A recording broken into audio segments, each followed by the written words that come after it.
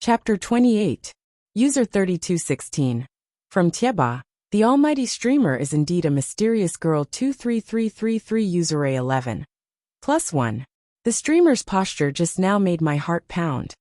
Alice Baobei. Did the streamer really kill a lot of people yesterday? Jiang Pengji didn't understand. She glanced at the record and found that after she changed her clothes, the originally empty streaming room suddenly had more than 100 visitors, and the number was still increasing. From time to time, a system notification popped up that a visitor had entered the room. System, what's going on? Jiang Pengji was confused. Only 10 viewers came to the live stream the night before. On the other side, the system was also confused by the sudden increase in popularity. However, to prevent Jiang Pengji from becoming a rooster, it immediately displayed its dignity as a system and figured out the source of the wave of viewers in a second or two. The viewers who watched the live stream yesterday took screenshots of the host's live stream and posted them on the public platform of their world, Baidu Tieba. Now these tourists are attracted by the fame. The number of people in the channel was still increasing, and the system could not help but be speechless. Jiang Pengji reached out and poked at the bronze mirror that was not very clear. A viewer in the bullet screen said that he wanted to see the antique up close. She secretly communicated with the system. This is equivalent to a disguised channel for publicity. That's why these people followed the channel number to find us. Yeah. The system had a worried look on its face. It did not tell Jiang Pengji that in order to guide her to become a qualified warrior of the ancient language, it would reward the host with various live streaming tasks in the future. According to the degree of completion of the tasks, the host would be recommended by the live streaming platform of the dimensional world, spurring the streamer to rack his brains to broadcast live. The system's behavior was equivalent to an investment, but the investment was small, the return was huge. These were the rigid rules of the game set by the system itself, and it could not be changed. With recommendations, the popularity of the live broadcast room would increase rapidly. Jiang Pengji quickly accepted the setting. Then let me guess. I guess the publicity gimmick is the video of me killing people, hunting and promoting food? People like to watch a good show, so it's not surprising that it could attract so many people. The system, on the other hand, had a bitter taste in its mouth, but it could not speak of it. On the bullet screen, viewers kept asking if the video of him killing the bandits last night was real, and some people kept questioning it. AI. Some guru checked it and said that there is no trace of Photoshop in the video. Host is a liar. Liar. If she dared to kill so many people, the people's uncles would have taken her away.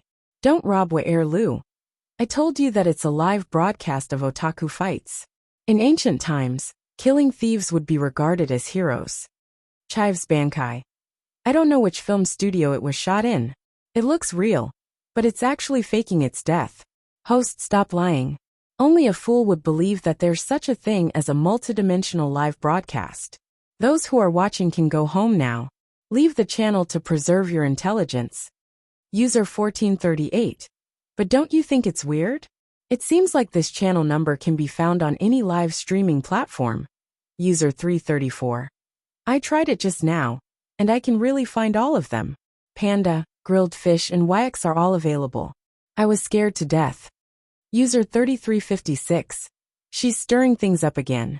It must be a host who has gone crazy from wanting to be famous. Didn't the news say that a host had transmigrated? In the end, it was proven that the other party was lying. It's obviously fake. User 3838. Crazy from wanting to be famous +1.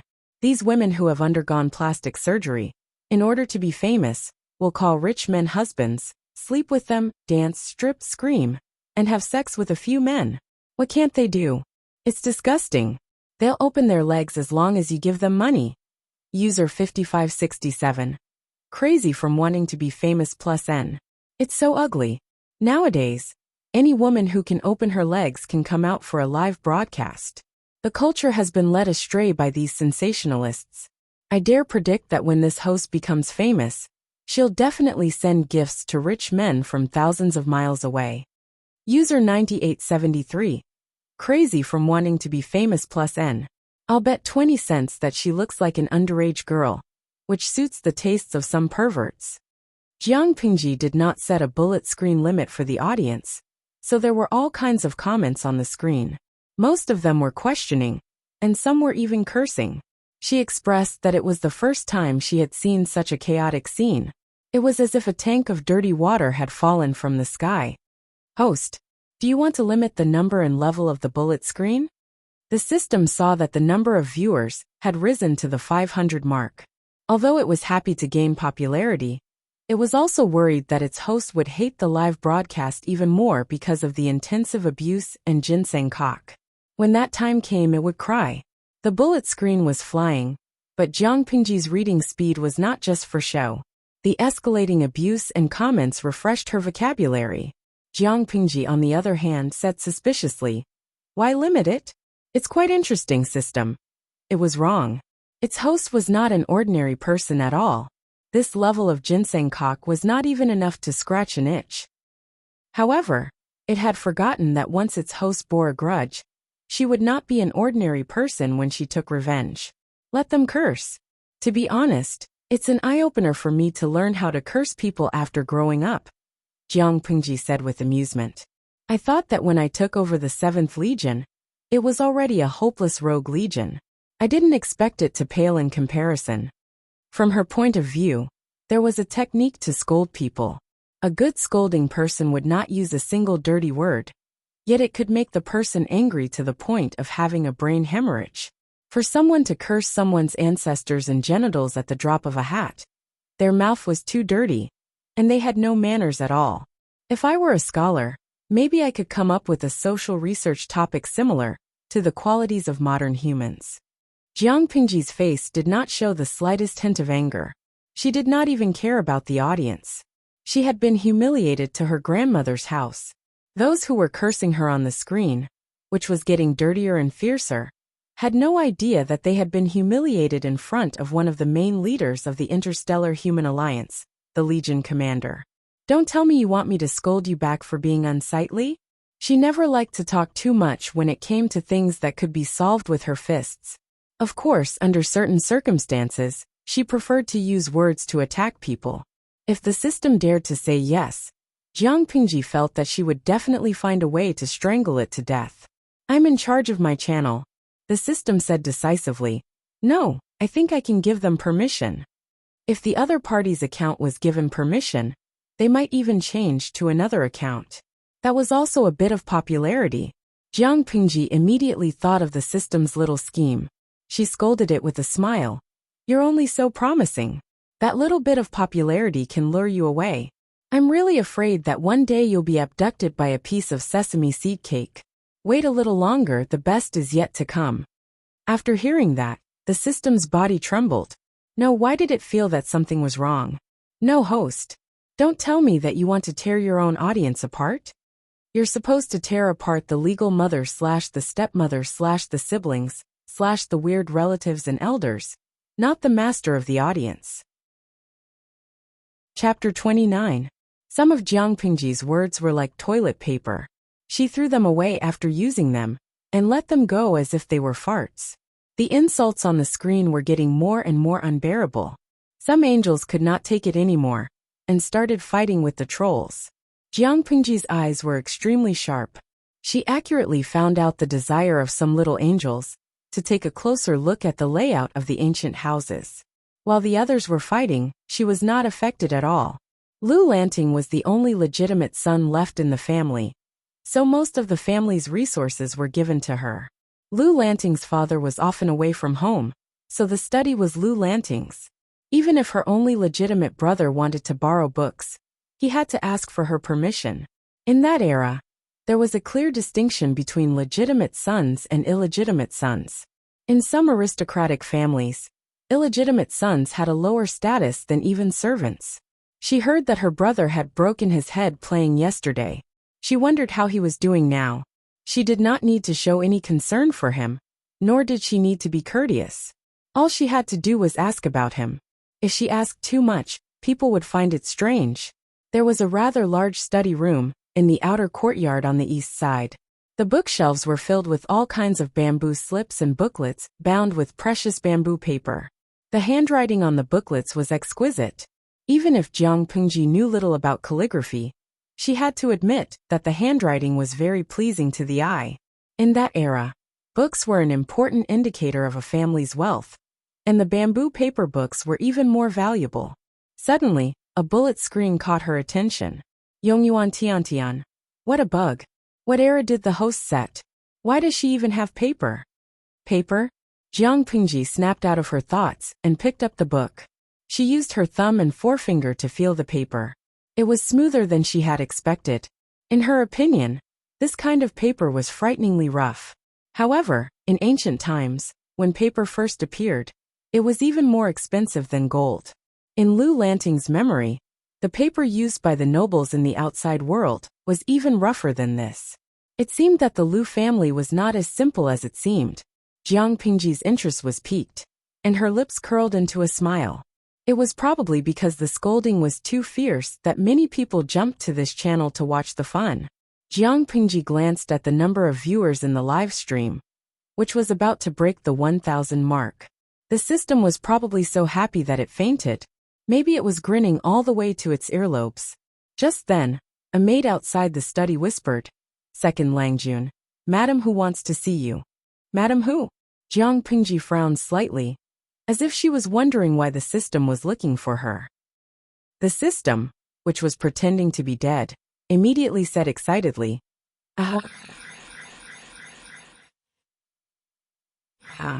You're thinking too much. It's probably because of the servants. It just so happens that I was planning to go there as well." Jiang Pingji put the book back on the shelf, walked to the door, and said to the servant girl, "Lead the way. Don't let Lady Dai wait for too long." At this time, the bullet screen was filled with a few new and refreshing content. Who doesn't bathe? Pff, did I hear it wrong? Second Langjun. Which dynasty is that? I almost heard it as Erlang Shen. Who doesn't bathe? Ha ha ha ha. I almost heard it wrong too. Big cousin's instant noodle hair popped up in my head. 23333. Jiang Pingji did not understand. She knew about Erlang Shen, who was a mythical character from ancient times. But what the hell was big cousin and instant noodle hair? Murwei Huakai. Host, where did you find such a classic beauty? She's so classy. I think she's much better than the wax figures in the museum. Can you zoom in and adjust the angle? I want to see closer. Zoom in, zoom in. I'm begging on my knees. Jiang Pingji frowned. Coincidentally, the maid missed a step, and half of her body leaned forward. She was about to fall. Be careful. Without thinking, she took a wrong step and appeared next to the maid in a flash. Her long arm wrapped around the maid's slender waist, and her other hand stretched to the maid's shoulder to stabilize the maid's smooth and slender shoulder. With a beautiful turn of her body, she dispelled the force of the fall and allowed the two of them to stand firmly. Be careful next time. Otherwise, if you miss a step, you might not only fall but also sprain your ankle. Jiang Pingji let go of the maid without hesitation, but she still looked gentle and concerned. She did not scold the maid at all. Thank you, Second Langjun." The maid bowed in shock, afraid that Jiang Pingji would scold her. She did not expect Jiang Pingji to not only help her up, but also show concern for her. A clear stream of comments drowned out the scolding from before. Murwei Huakai. I was so happy just now that I took a few pictures of classic beauties. I don't have to worry about changing the screensaver on my computer and phone. But I was caught off guard. Host, how could you tease such a beautiful woman? Yongyuan Tiankong. Caught off guard. You're so lucky. Tuda Feichio. 23333. When it comes to flirting with girls, you're the best. Don't snatch wa air Lu. I felt like my heart was about to explode. Let go of that host and let me do it. You're welcome. Hurry up and go to Madame Dai's. I don't know why she's looking for me. The maid was Madame Hu's servant, and she was usually rude to Lu Lanting. But today, for some reason, she felt an impulse. She tilted her head slightly and reminded Lu Lanting in a low voice. Second Langjun. It seems that the housekeeper in the manor has gone to Madame Hu's. Her family is making a scene, saying that Second Langjun has mistreated them. To defectio. 233-333-3333. I can guarantee that the maid has been mesmerized by the male hormones of the stream. Jiang Pingji glanced at the comments and smiled helplessly. Host V. A beautiful and cute girl has the right to be cared for. I can't bear to see her frown because she sprained her ankle. Suddenly, the comments exploded again, and a series of 666666666 flew by, wiping out the quarreling comments. Jiang Pingji was in a good mood, not only because of the clear stream of comments, but also because of the information that the maid had revealed. There were always people who were considerate enough to know that she needed a chicken to warn the monkeys, so they offered themselves to her. To defectio. I have a bad feeling about this. Why do I feel like the host is about to make a big move? On the other hand, Madame Hu had just calmed down, secretly cursed Jiang Pingji in her heart. She did not know what she had done to this brat.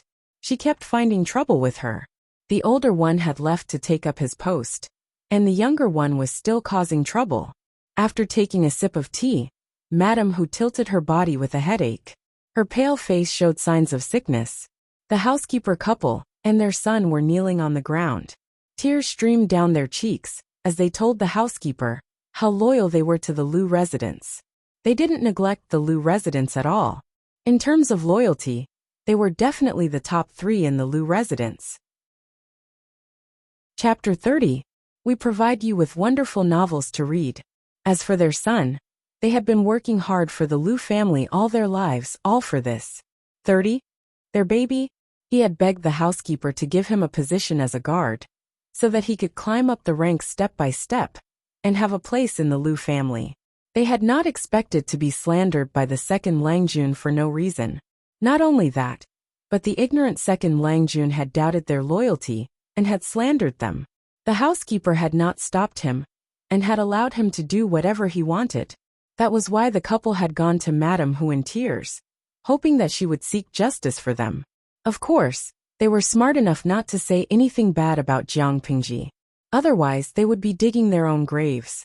As a concubine, Madame Hu had been in charge of the Lu family for many years. How could someone of her status, like the legitimate son of the deceased first wife? But if the legitimate son was bullied by the servants, it would be no different than slapping her in the face. It was one thing to dislike the second Langjun, but it was another for the servants to humiliate the Lu family. Therefore, they had only hinted at one thing out of consideration. They had been with Father Lu since they were young, and Father Lu had entrusted them with important tasks before he passed away. To some extent, they represented Father Lu's reputation. What the second Langjun had done was disrespecting Father Lu. To put it more seriously, it was unfilial. From the previous dynasty to the current 5 dynasties, filial piety had always been emphasized. It was also an important criterion for an official to become an official. A filial person might not be able to become an official, but an unfilial person would never be able to become an official. Upon hearing this, Madame Butterfly's lazy expression turned serious, and she immediately sat up straight. Seeing this, the butler and his wife thought that they had touched Madame Butterfly's heart, and they immediately calmed down, as if they had taken a tranquilizer. You know quite a lot. Madame Hu slowly took a sip of tea. She did not put on any makeup, and looked very clean. She did not look as glamorous and imposing as she usually did. Instead, she looked more lazy, as if she could not do anything, and was not interested in anything. The housekeeper and his wife saw that they had a chance, so they cheered up and flattered her. Master and Madam Hu care about us. We have been in the family for so many years, and have been influenced by Master's literary talent. I feel like I have a few jars of ink. Madam Hu's eyes flickered, and her neatly trimmed black eyebrows furrowed. I am just a lowly concubine.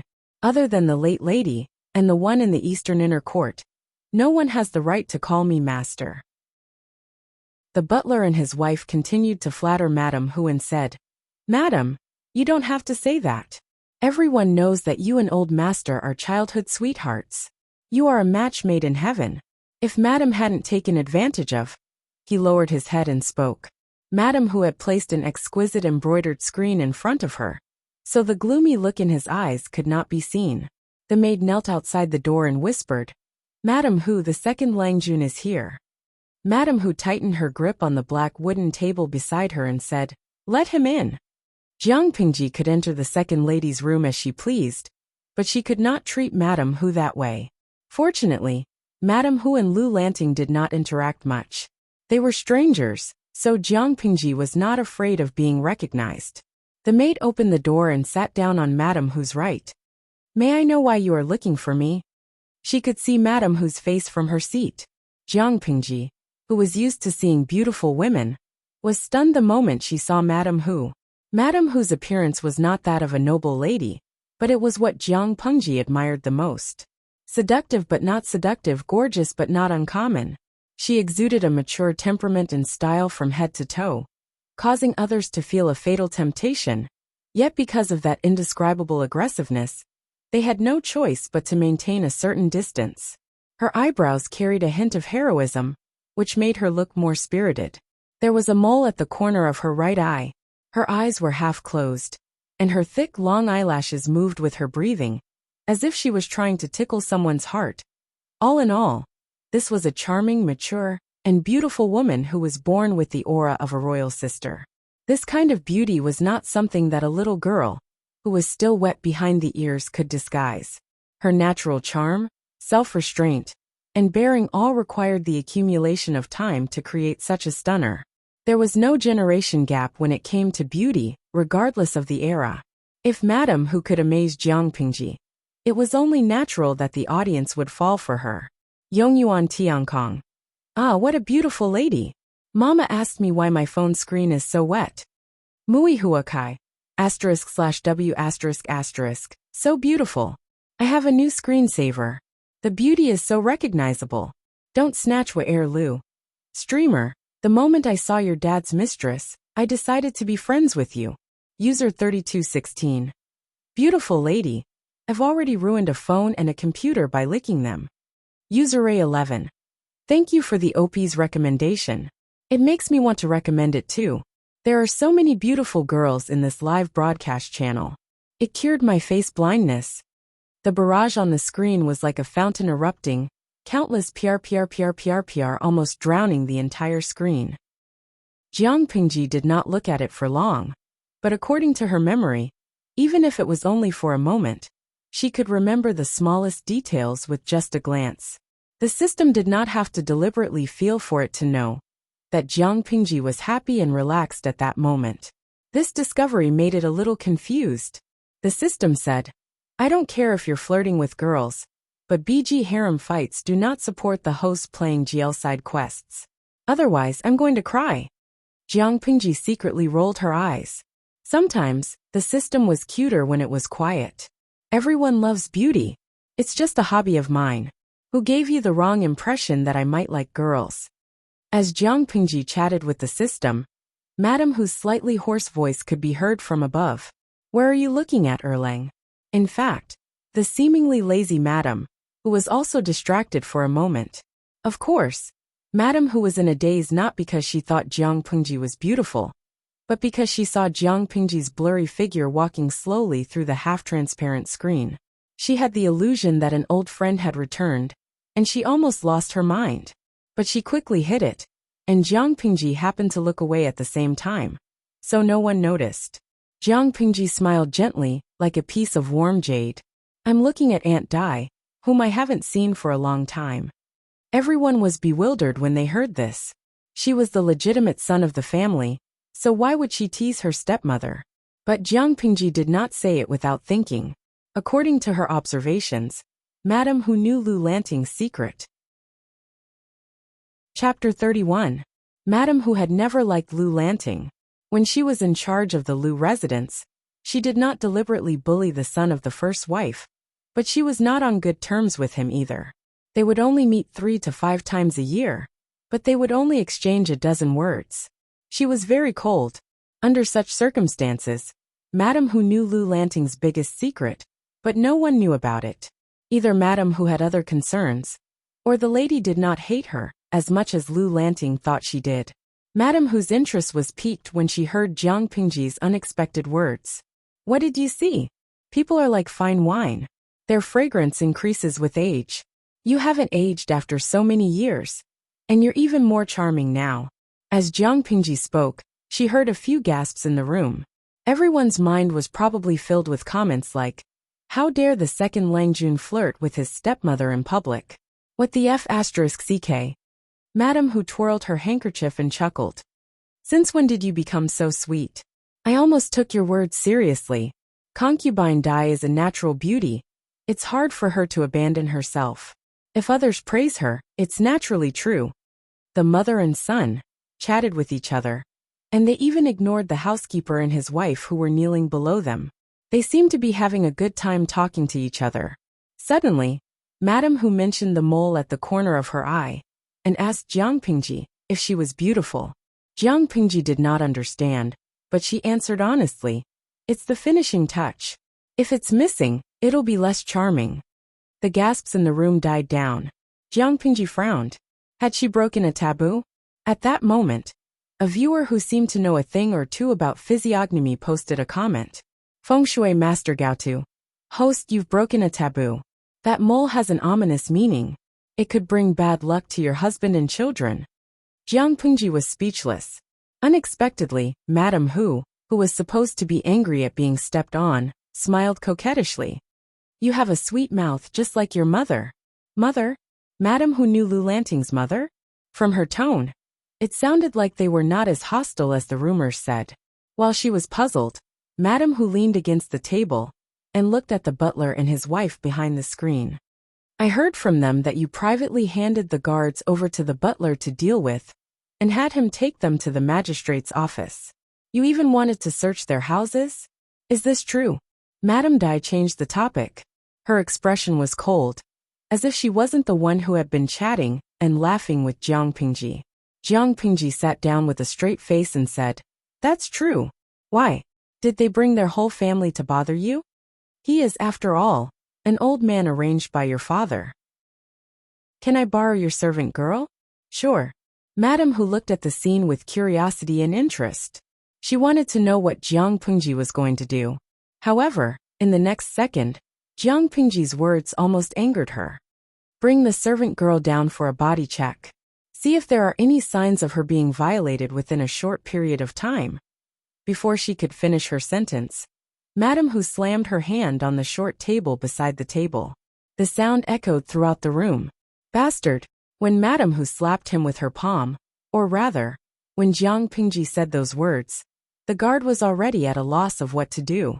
Without looking at anything else, just by looking at his reaction, everyone vaguely realized something and immediately sucked in a breath of cold air. How could a servant in the outer courtyard have an affair with a servant girl in the inner courtyard? The inner courtyard was a forbidden area for men, except for Lu Longjuan's father, the second Langjun, and a young concubine. Even if the housekeeper wanted to enter, he had to be watched. Furthermore, it had to be an urgent matter, and there was a time limit. Yesterday, I accidentally ran into a scoundrel. Madam Hu sent people to look for me, but these daring servants went to brothels, and brothels. Not only did they fool around with prostitutes, but they also went to the gambling house.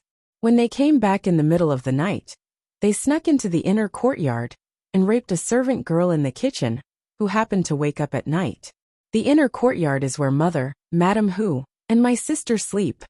If he counted on those idiots to save Lu Lanting, he would be dead by now. That's not enough to deal with this animal? The housekeeper and his wife widened their eyes, but when they saw their son's flustered expression, they could not help but feel a chill in their hearts. It wasn't me. I didn't do it. It was that lowly servant girl who seduced me. It wasn't me. The servant hurriedly denied it. He even straightened his body and pushed away the servant girl who was kneeling beside him, panicking as if his secret had been exposed. What a joke! A servant who sold his assets to molest and humiliate a servant girl in the manner was definitely going to die. He could not admit it. Chapter 32. We provide you with wonderful novels to read. Jiang Pingji stood up and looked at the servant coldly. You usually rely on your parents in the Lu manor to act like a tyrant. That's why you can beg the patrolling servants to let you into the inner court. It's a pity that you saw the servant girl and suddenly had evil intentions. You knocked her out and acted like a beast. There are still scratches under your sleeves from her struggle. How do you explain yourself? The servant subconsciously took a step back and held his wrist tightly. At first, Jiang Pingji thought it was an attempt at coercion. After all, in ancient times, any servant who dared to do so was a typical example of someone who didn't care about their life. They could be beaten to death. Moreover, he had been with the prostitutes before, so the traces left behind made her misjudge. But when the housekeeper brought the servant girl in, she found that the situation was more serious than she thought. The couple didn't expect that their son would make such a big mistake. They would definitely be beaten to death with sticks.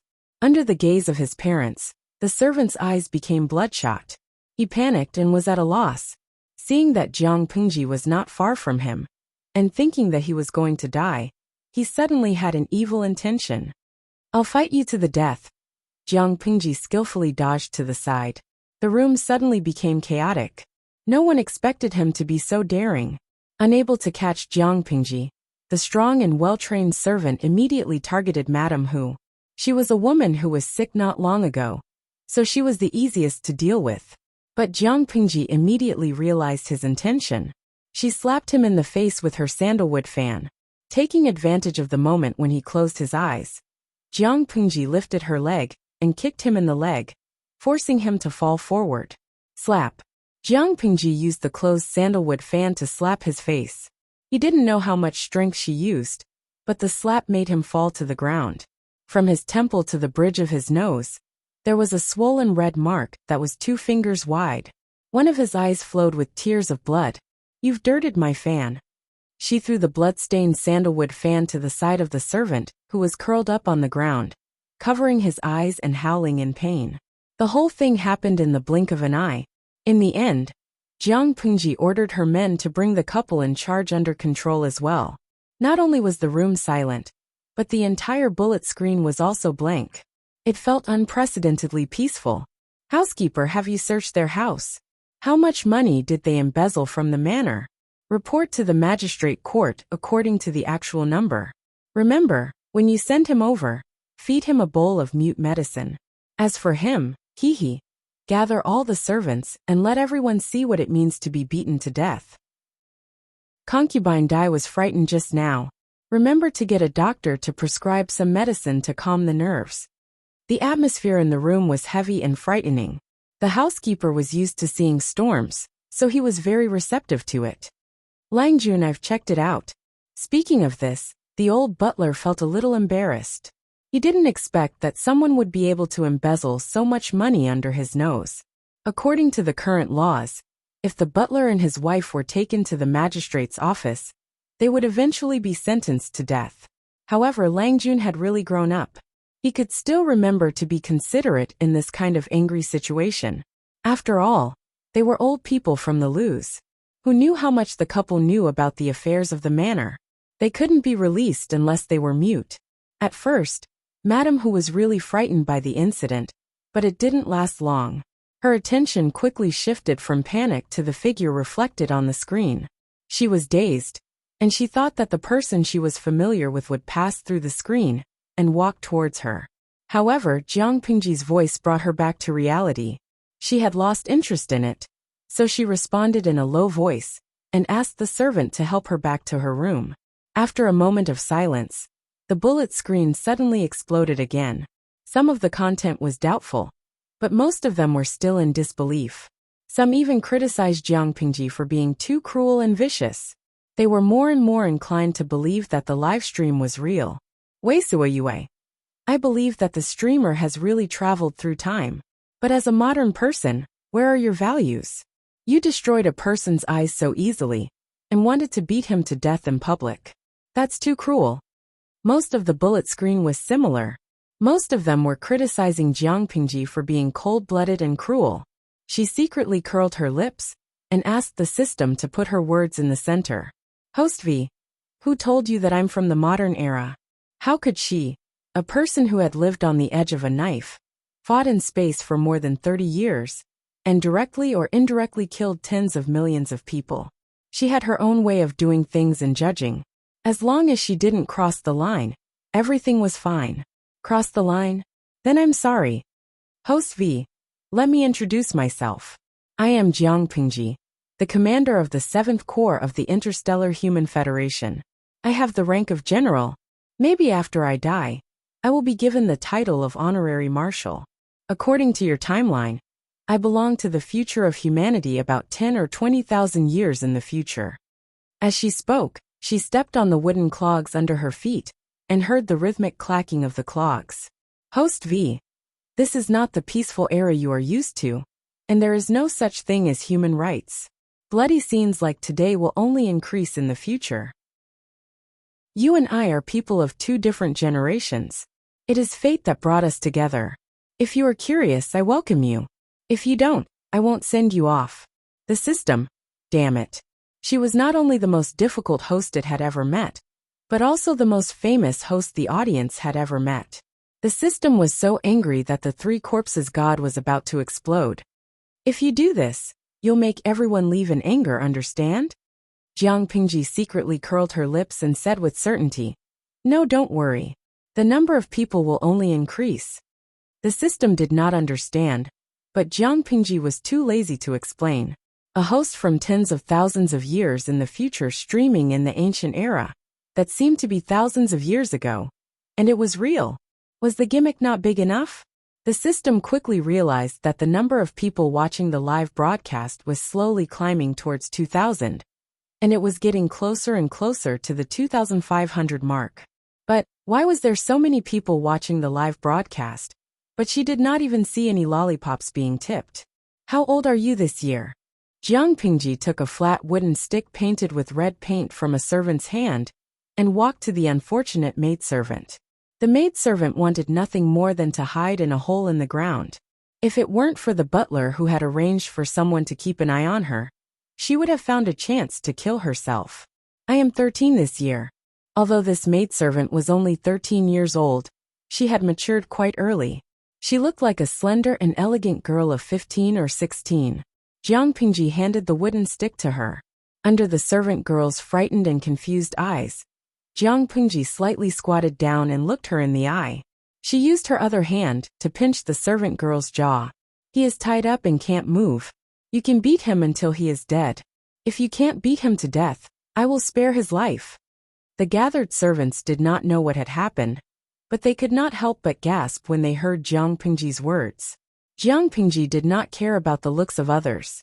Instead, she asked the servant girl coldly, Do you want to beat him or not? The servant girl's breathing was a bit rapid. Her eyes full of hatred fell on the red stick in Jiang Pingji's hand. She suddenly became more determined, and her breathing became more rapid. Thank you, Langjun. Chapter 33. Jiang Pingji sneered and looked at all the stewards and servants who were watching the execution. She said, Watch until the person stops breathing.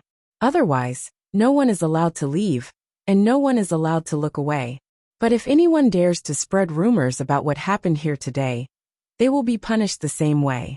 They will be beaten to death. I won't point out those who left their posts last night. You can go and receive your punishment after the execution. Are you bullying the Liu family for not having any male servants? Then let's just watch until everyone is scared. The housekeeper watched from the side. He sighed and said in a low voice, Second Langjun, isn't this a little too? The Lius were a family of scholars. Whatever they did, they had to pay attention to their demeanor and face. Dirty things like this were usually left to the subordinates to deal with. Jiang Pingji only needed to devise strategies and control the overall situation. However, when the housekeeper thought of Liu Lanting's mother, he felt that it was not unacceptable. Perhaps Second Longjuan's ruthlessness under his gentle appearance was due to his late wife. Jiang Pingji played with her new fan and said, If I didn't do this, that girl would have died. She is a servant of the Liu family, not an orphan.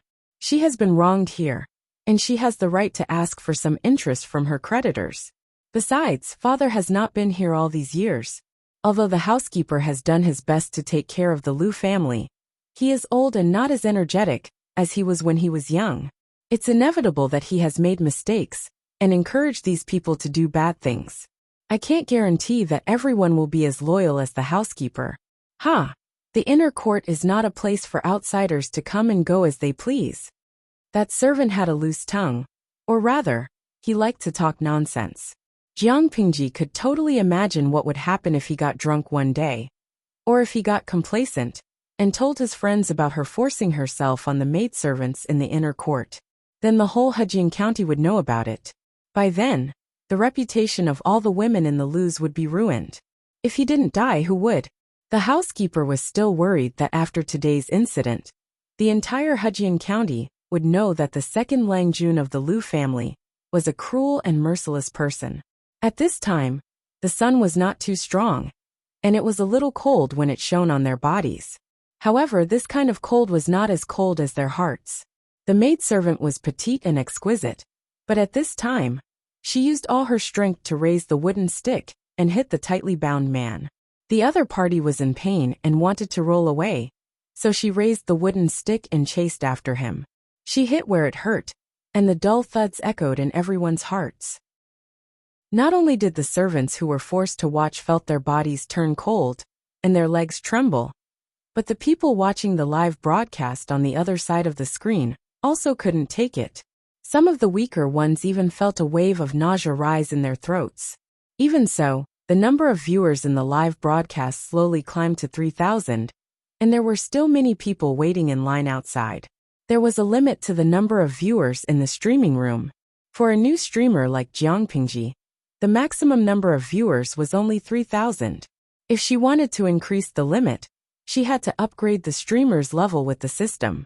It took 100,000 popularity points to upgrade from a first-level streamer to a second-level streamer, and Jiang Pingji's current account only had 1532 popularity points. The housekeeper said shamefully, "It's my fault. I've failed the Lord's trust and ruined your reputation in the future." If it were not for the fact that he did not notice the situation in the manner and did not take precautions, his second Lang Jun would not have used such a fierce and merciless method. Jiang Pingji was very confident about that. "Don't worry. No one will dare to say anything. Maybe they will even praise me for being decisive in managing the family."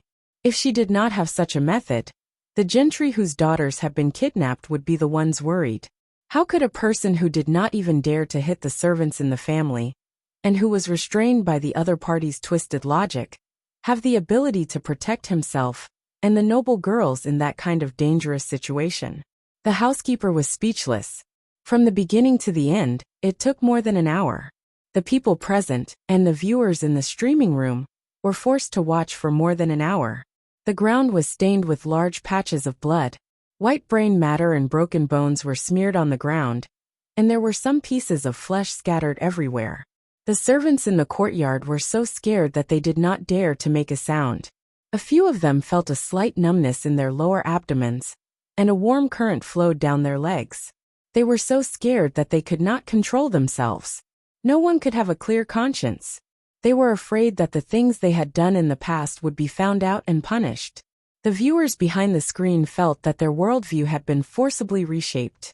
Jiang Pingji acted as if nothing had happened. She leisurely walked forward in her wooden clogs, and took the wooden stick that the servant girl almost lost her grip on. She held the servant girl's hand and squeezed it. "I've already asked someone to boil medicine for you. Remember to soak your arm in it after you go down. Otherwise, you will be so sore that you can't lift your hand tomorrow. Look at this pair of hands. They look thin and weak, but they can still avenge you, can't they? Remember, if anyone humiliates you in the future, you have to remember what happened just now. You can only avenge yourself if you're alive. If you're dead, you'll always be the perpetrator. The servant girls of the Luz are not clay figurines that anyone can bully." The maidservant relied on the anger in her heart to keep herself from collapsing. Now that she heard Jiang Pingji's words, she felt an indescribable sense of grievance. She knelt at Jiang Pingji's feet and rested her forehead on the back of her folded hands. Her shoulders trembled and her spine arched as she cried silently. Jiang Pingji sighed softly and asked someone to clean up the corpse. Then she beat up all the servants. In the inner courtyard on the west side of the courtyard, Madame Hu, who had just woken up from her nap, heard the report from her personal servant. "Did you say that second Lang Jun really ordered someone to beat her to death?" Madame Hu sat up on the soft mattress. A perceptive servant girl immediately fetched a table beside her, so that she could lean on it more comfortably. Or did the servant girl beat her to death herself? The servant girl shuddered as she recalled what had just happened. Yes, and second Langjun gave the staff to the servant girl himself. The staff was much taller than the maidservant, yet she was able to use such a thick staff to beat the servant to death. Madam Hu didn't think much of it. She said, "What's so strange about that? Women aren't born to be bullied. Once they have hatred in their hearts, and they hate someone to the core, they'll take revenge even if it's with their last breath." Madam Hu seemed to recall something and said, "Her fierce and decisive temper is more like her mother's than her father's." Lu's father had been handsome and exquisite when he was young, like an immortal who had walked out of a painting. His temperament was as gentle as jade, and his manner of speaking was modest and polite. No matter who he was talking to, he could make the other party feel as if they were bathing in the spring breeze. Of course, this guy had grown up drinking black ink. The cleaner his clothes were, the darker the schemes in his stomach were. When it came to matters that could be solved with words, the man could not even walk 2 steps without panting. Lu Lanting's mother, on the other hand, was the complete opposite of him. She had a face that made people worry about her. On the surface, she looked like a noble lady, but behind the scenes, she had a fiery personality. She also liked to cause trouble, and no one could understand what was going on in her head. Their daughter was a combination of their characteristics.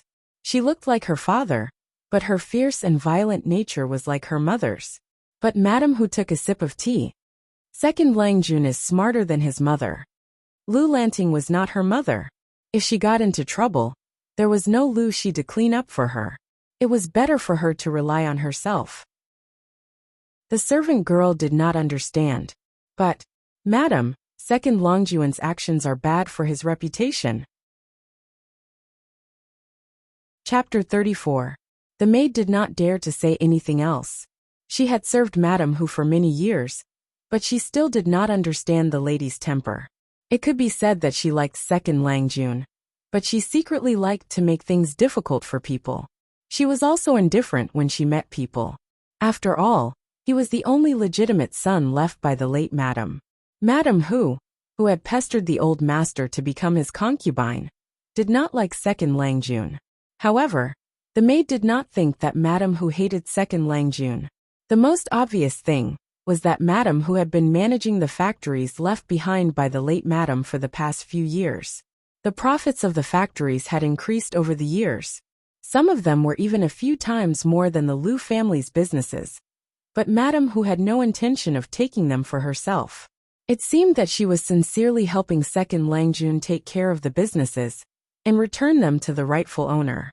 Other than that, Madam Hu had fainted the day before when she heard that second Langjun had been kidnapped. To be honest, she was getting more and more confused about the situation of this small Lu residence.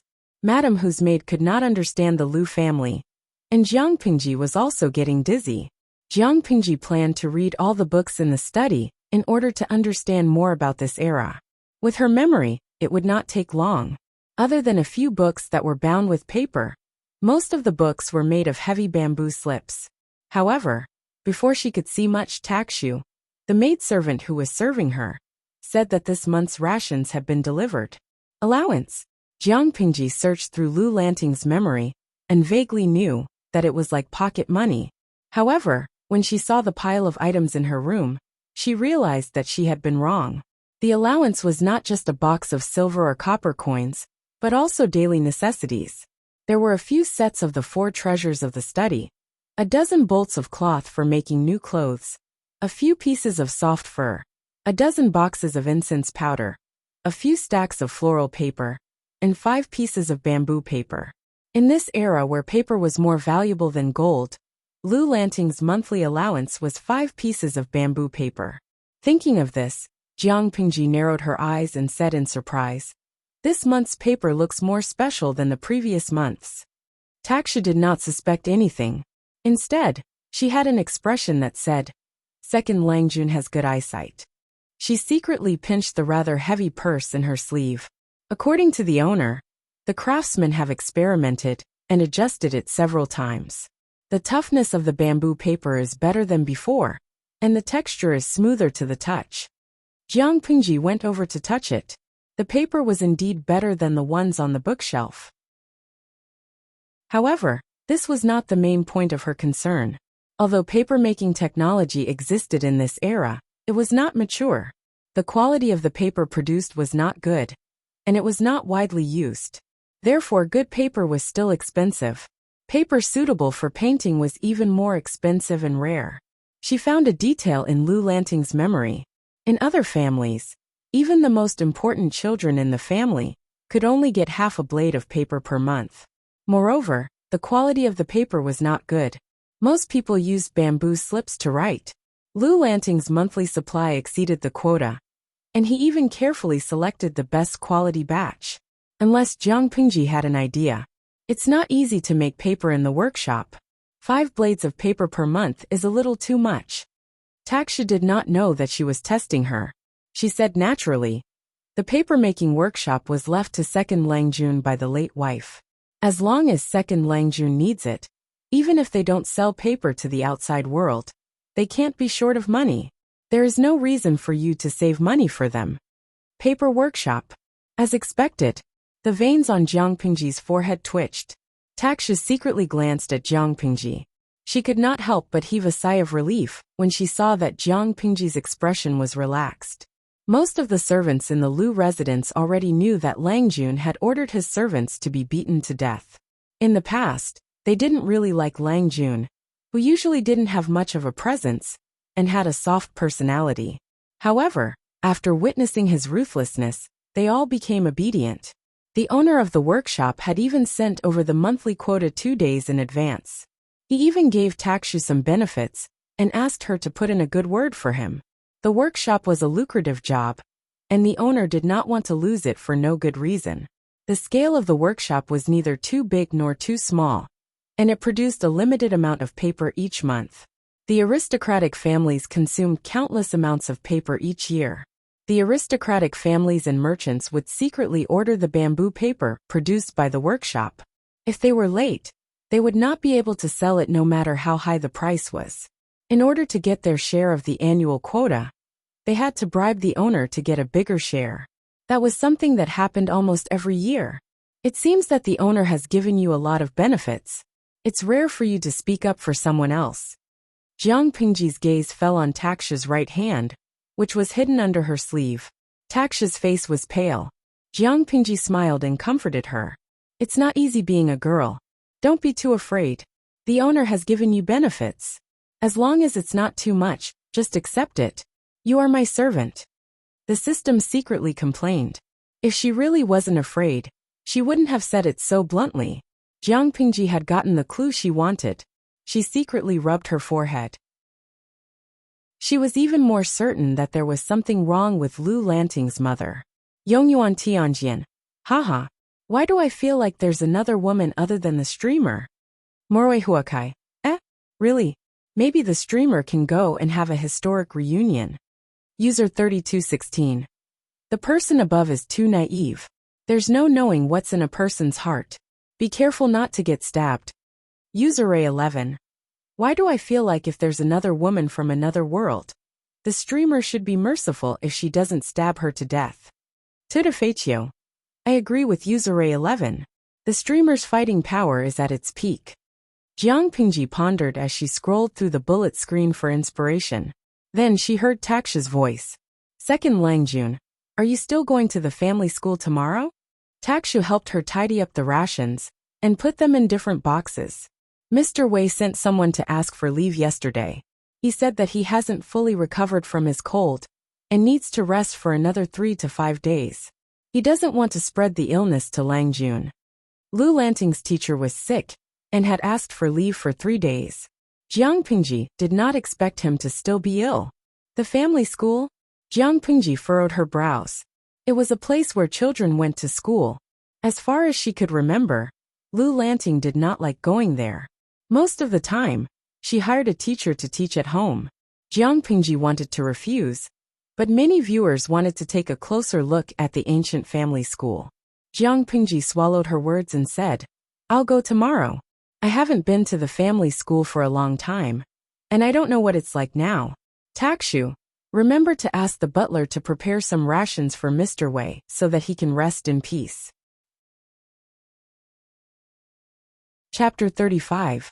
No matter what era it was, a child's education was always a huge expense. Even a landowning family like the Liu family couldn't guarantee that every member of the family was a wealthy local tyrant. Some of the Liu family members who had fallen from grace could only barely maintain their dignity. For a family with an average income, the more children they had, the poorer they were. While they appeared to be doing well on the surface, their quality of life was very worrying. How could they afford to pay for their children's education when they could barely afford to eat? Therefore, the emergence of the family school greatly eased the burden on their children's education. The tutors and tutors were all paid for by the family. Many people only needed to send their children to the family school. There were 2 free meals a day, and if the children could not finish it, they could take it away. Every month, the family school would provide them with clean brushes, ink, and bamboo slips. In ancient times, the cost of going to school was very high. The poor could not afford to go to school, and their chances of making a name for themselves were much lower than those of the gentry. The gentry occupied most of the resources, and they were willing to invest those resources in their children. They trained them to read and write, so that they would have a sense of belonging to the family. When they grew up and made a name for themselves, the resources would be invested in the education of the next generation. The birth and continuation of a gentry family could not be separated from this virtuous cycle of growth. Jiang Pengji held the scroll. Because of Liu Lanting's memory, reading and recognizing the words were not difficult, but writing was a problem. Not only are the clothes anti-human, but even the writing tools are anti-human.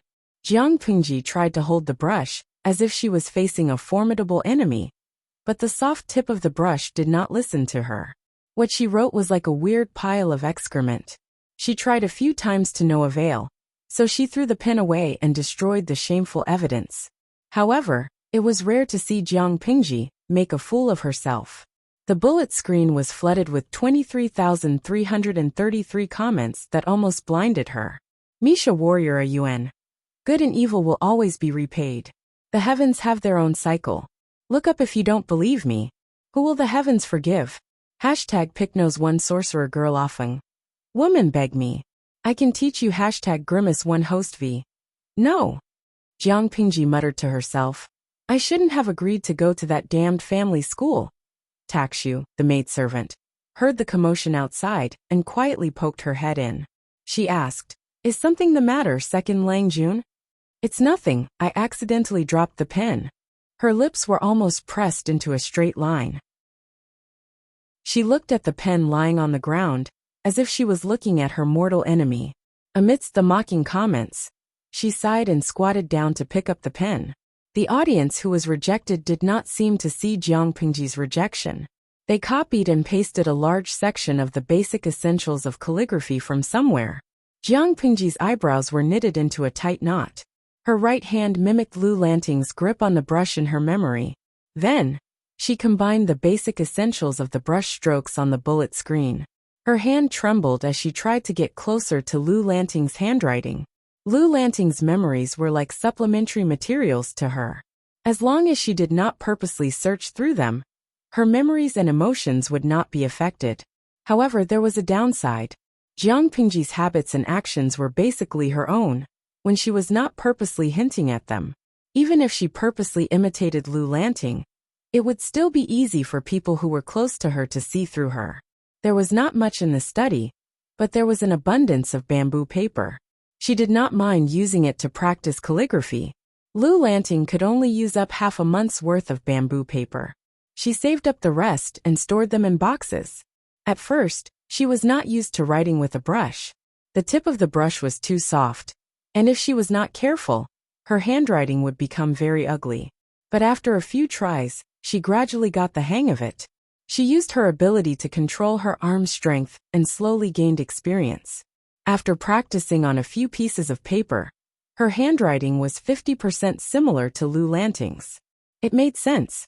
She had practiced according to Liu Lanting's memory. Of course it was similar. The audience watched in disbelief as the streamer's handwriting changed from lying down to standing up. Why did she become a streamer if she was so good at learning? Some of the audience members who had learned calligraphy told them how difficult it was for them to practice calligraphy. Sometimes their arms and wrists were so swollen that they could not move. They complained, "Streamer, you're not human." Although she had learned some things, her handwriting habits could not be changed in a short period of time. Jiang Pingji looked at the sky outside and placed a pile of bamboo slips on the table. She then took out some bamboo paper and began to copy. Misha Zhenyuan. Illiterate people. What are these words? Pijing Zhangjian. I can vaguely recognize that the streamer is copying the Analects of Confucius.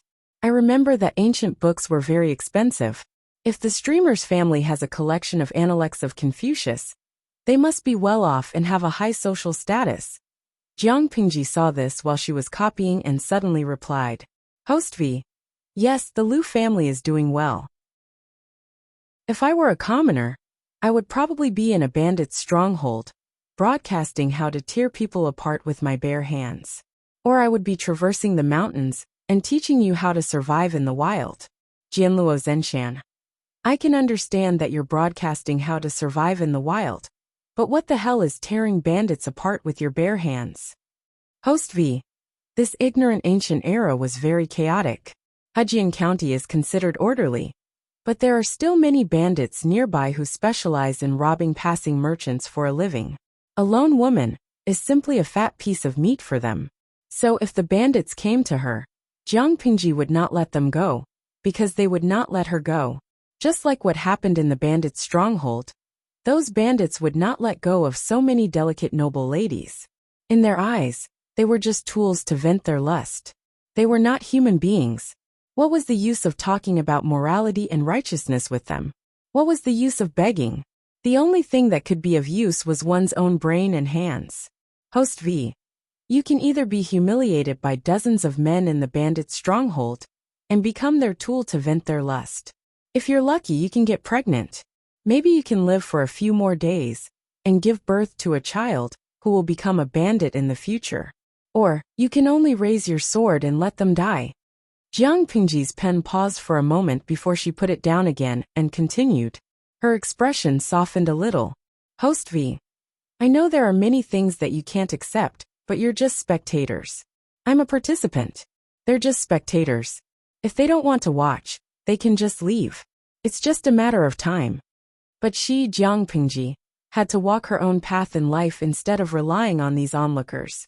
After copying the contents of the bamboo slips, Jiang Pingji planned to revise Lu Lanting's other skills. At that moment, the silent system suddenly spoke. Chapter 36. Jiang Pingji frowned and asked, What do you mean? The system said, It's something like a skill book that allows you to quickly learn a certain skill. The system shop has just released it. At that moment, Jiang Pingji saw a few moving icons on the side of the huge streaming screen in front of her. However, she had always been wary of this unknown system, and she was not that curious. She did not study it at all. Opening the system's shop menu, a brand new interface immediately popped up. There were many product icons on it. Zither, chess, calligraphy, painting, embroidery, sewing, tea-making, swordsmanship, saber techniques, leg techniques, horse riding. There were 4 different labels behind each skill: elementary, intermediate, advanced, and ascendant. For different levels of skills, required different amounts of popularity points. The highest level, Ascend, required a massive amount of popularity points. Fortunately, the basic entry requirement was 1,000 popularity points. With her current popularity points, she could easily exchange for one. Jiang Pingji furrowed her brows. If she exchanged for these and learned them, would she get a beginner's ability? The system said, I saw that the host was having a hard time learning how to write just now, so I used my personal treasury to open up the shop interface for the host. If the system could be concretized, she felt that she could see the system's fawning face saying, Hurry up and praise me. Jiang Pingji laughed to herself and said, I think you're just eyeing the popularity points in my account, right? The system was non-committal. Popularity points were gold and silver to it. If it could earn a sum of money from doing business, why not? Jiang Pingji looked at the tempting items on the interface of the store. She rolled her eyes and closed it in the blink of an eye. I think calligraphy is quite interesting. It's good for me to practice it slowly. You should continue looking at the popularity points in my account. F*CK. Jiang Pingji said naturally. Good steel should be used on the blade's edge. It's useless to exchange it now. It's better to save it for when it's needed someday. Who knows, it might be of unexpected use. The system snorted. There's no need to be so thrifty. Just open a live stream every day. As long as the maximum number of viewers reaches 3,000, you'll get at least 1,500 popularity points a day. That's more than enough to exchange for a book. There's no need to work so hard to learn. If he was rewarded by a nouveau riche, he would accumulate popularity points even faster. Jiang Pingji looked as if she had seen through him. In the end, you're still trying to entice me to stream diligently, aren't you? However, the live stream limit is always 3,000 viewers. Hey, don't tell me that I need to exchange popularity points to increase the limit. The host is truly wise and mighty. The system was almost about to wag its tail. A level 1 host requires 100,000 popularity points to advance to level 2. As the host's level increased, the maximum number of viewers in the room would also increase. Naturally, the speed at which he accumulated popularity points would also increase. Jiang Pingji secretly rubbed her brows. The system's tricks were too deep.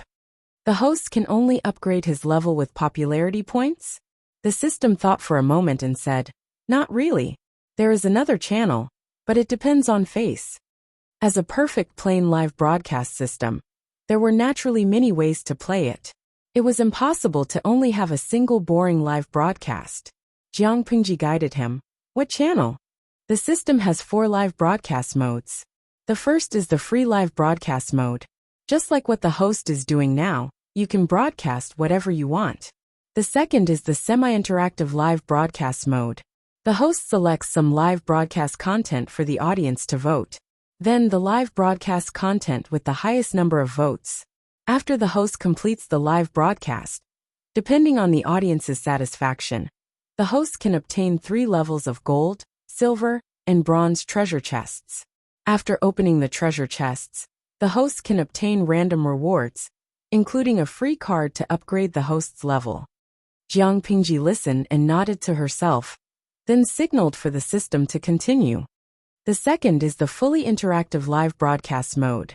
The audience selects the live broadcast content, and then selects the items to vote. Of course, the content must be within the scope stipulated in the contract. It cannot be too excessive and focus on entertainment. At the same time, the host can obtain treasure chests and open cards. The last is the designated live broadcast mode. A tycoon sets the live broadcast content. When the host completes the live broadcast, not only will the host receive the reward from the tycoon, but also a gold treasure chest. When the system mentioned the last live broadcast mode, one could hear the sound of saliva being sucked in. Jiang Pingji raised her brows. You can erase the last unscrupulous one. The system retorted unhappily. Who said so? My previous host loved this live broadcast mode the most. Jiang Pingji curled the corner of her mouth mockingly. Obviously, I'm not one of them. The system still wanted to struggle. How do I know you won't like it if I don't give it a try? I don't think those who are truly rich would mind such a small expenditure. Every day they would throw some money around and issue a mission, just like fishing with a hook. Using this method, they would slowly train the host into what they want. Tell me, what's the difference between the last live broadcast mode and dog training? The system was a little stunned. Its host was about to go crazy, so it quickly tried to salvage the situation. Dear host, don't be angry. These modes are all preset. I'm just relaying it. Moreover, these live broadcast modes require the host to be willing. There is absolutely no forced buying or selling. The system wanted to cry but had no tears. How unlucky could it be to have met such a difficult host who would always give other people a hard time, and was always scowling at others. The system also needed human rights, and it needed to be treated fairly and fairly. They had only been together for 2 days, but the system felt like 2 years had passed. It couldn't go on like this. Jiang Pingji was too lazy to care about the system's thoughts. She had a comfortable sleep, and it was a dreamless night. The next day, on the way to the family school in the carriage, she started the live broadcast on time. Viewers entered the room one after another. They were all viewers who had subscribed to the room. As soon as Jiang Pingji started the live broadcast, they received a notification and could enter the room by clicking on the live broadcast room number. Host V. Good morning, everyone, asterisk caret underscore underscore caret asterisk. After Jiang Pingji greeted them, many viewers said good morning, good afternoon, and good evening to her one after another. It seemed that there were many people with jet lag in this small live broadcast room. She was bored, so she asked the viewers for their opinions. Host V. Do you have any live broadcast content that you prefer to watch? Tuda Feichio. Host, you can learn the 4 arts. I can secretly learn from you. Then I can go out and show off. Dezhuangzhu Foreign. I can read stories. I don't know what stories were like in ancient times. Will there be overbearing scholars who fall in love with me? Overbearing princes who fall in love with me? Overbearing masters who fall in love with me? Even if it's an overbearing county magistrate who falls in love with me, I don't mind. 23333 Donghai Guangzhou. Go to brothels, drink wine, hug courtesans, then have sex with girls. Jiang Pingji. Young people in that dimension, do you know that your thoughts are very dangerous?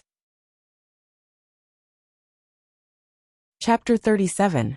The Liu family's school was not big, and there were only 20 students. They ranged in age from 3 to 15. The size of the school, the number of students, and the age of the students were very different from what Jiang Pingji had imagined. She could not help but think back to her school days. Dezhuangzhu Foreign. Is this the ancient classroom? The conditions are so bad, and there are so few students. I wonder what the teachers are like. Donghai Guangzhou. This is good enough, okay?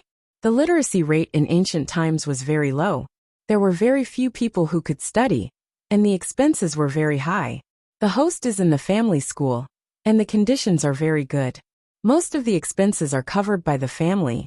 After all, whether it was the cost of hiring a teacher or the cost of writing brushes, ink and paper for learning, the cost was not something an ordinary family could afford. Jiang Pingji randomly picked a table and sat down. She took out the bamboo paper that her maid, Takshu, and Xuanmei had cut out. She practiced her calligraphy as if there was no one else around. The other students took advantage of the absence of the teacher to review what they had learned the day before. Sorceress of Feng. 23333. No matter what error it is, I feel like the habit of studying in the morning will never change. Misha Warrior Ahuan. Yes, it's full of the feeling of studying in the morning. The other students tried their best to get a seat closest to the teacher. Only Jiang Pingji's table was at the back, which made her stand out. Of course, what made her stand out from the crowd was not her location, but the school supplies she used to practice calligraphy.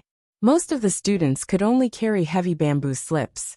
Jiang Pingji was the only one who used bamboo paper, which was very expensive.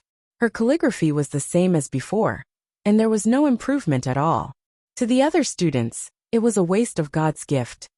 Oh, I haven't seen cousin Shi for more than a year. Why is your calligraphy still the same? You haven't improved? Finally, someone was willing to be the leader and help some people say what they wanted to say in their hearts.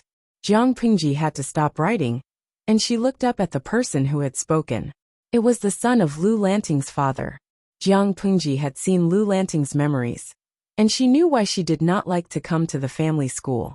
If it were her, she would not have come either. To avoid gossip in the clan, Lu Lanting attended the family school before she turned 8 instead of hiring a tutor to study at home. Lu Lanting had entered the family school at the age of 4, and by the time she was 8, she had become more and more taciturn. She looked at others with fear, and she was also afraid of interacting with others. The root cause was the family school, or rather the bullies in the family school. Although these brats were young, they also had the ability to flatter those above them and step on those below them. It was as if they were born with it. As a child, Lu Lanting was very skinny and shy. She blushed when she spoke too much. To some naughty children, she was the easiest target to bully. They did not have to worry about being discovered if they secretly ostracized her. At that time, Lu Lanting came to school in a different outfit. She also used the best brushes, ink, paper and inkstones to study. She was so different from the other children of the Lu family that it was inevitable that some of the children of the Lu family, who were struggling to make ends meet, would feel uncomfortable. What if it was unfair? Of course, they would find a way to balance it out. They were all children, and it was normal to have some friction. However, they were not stupid. They bullied Lu Lanting, but they did not make it too obvious. In the beginning, they only bullied her softly, distanced themselves from her, and said some nasty things from time to time. Lu Lanting was still young, and the second lady had protected her too well. The silly girl did not realize it. Her inaction provoked the other students. They pushed her aside at first, and then they snatched the brushes, ink and inkstones. Then, they insulted her, saying that she was raised by a wife, and that she would be abandoned when the second lady had a son or daughter. In the end, it became a bloody incident. Yes, a bloody incident. 8-year-old Lu Lanting was pushed into a pond near the family school. She even knocked her head on the ground. At that time, the bedridden second madam heard the news. Despite her illness, she directly bombarded the teachers and the parents of the naughty children. She even angrily withdrew the financial aid to the family school, forcing the parents to apologize in person. That's right.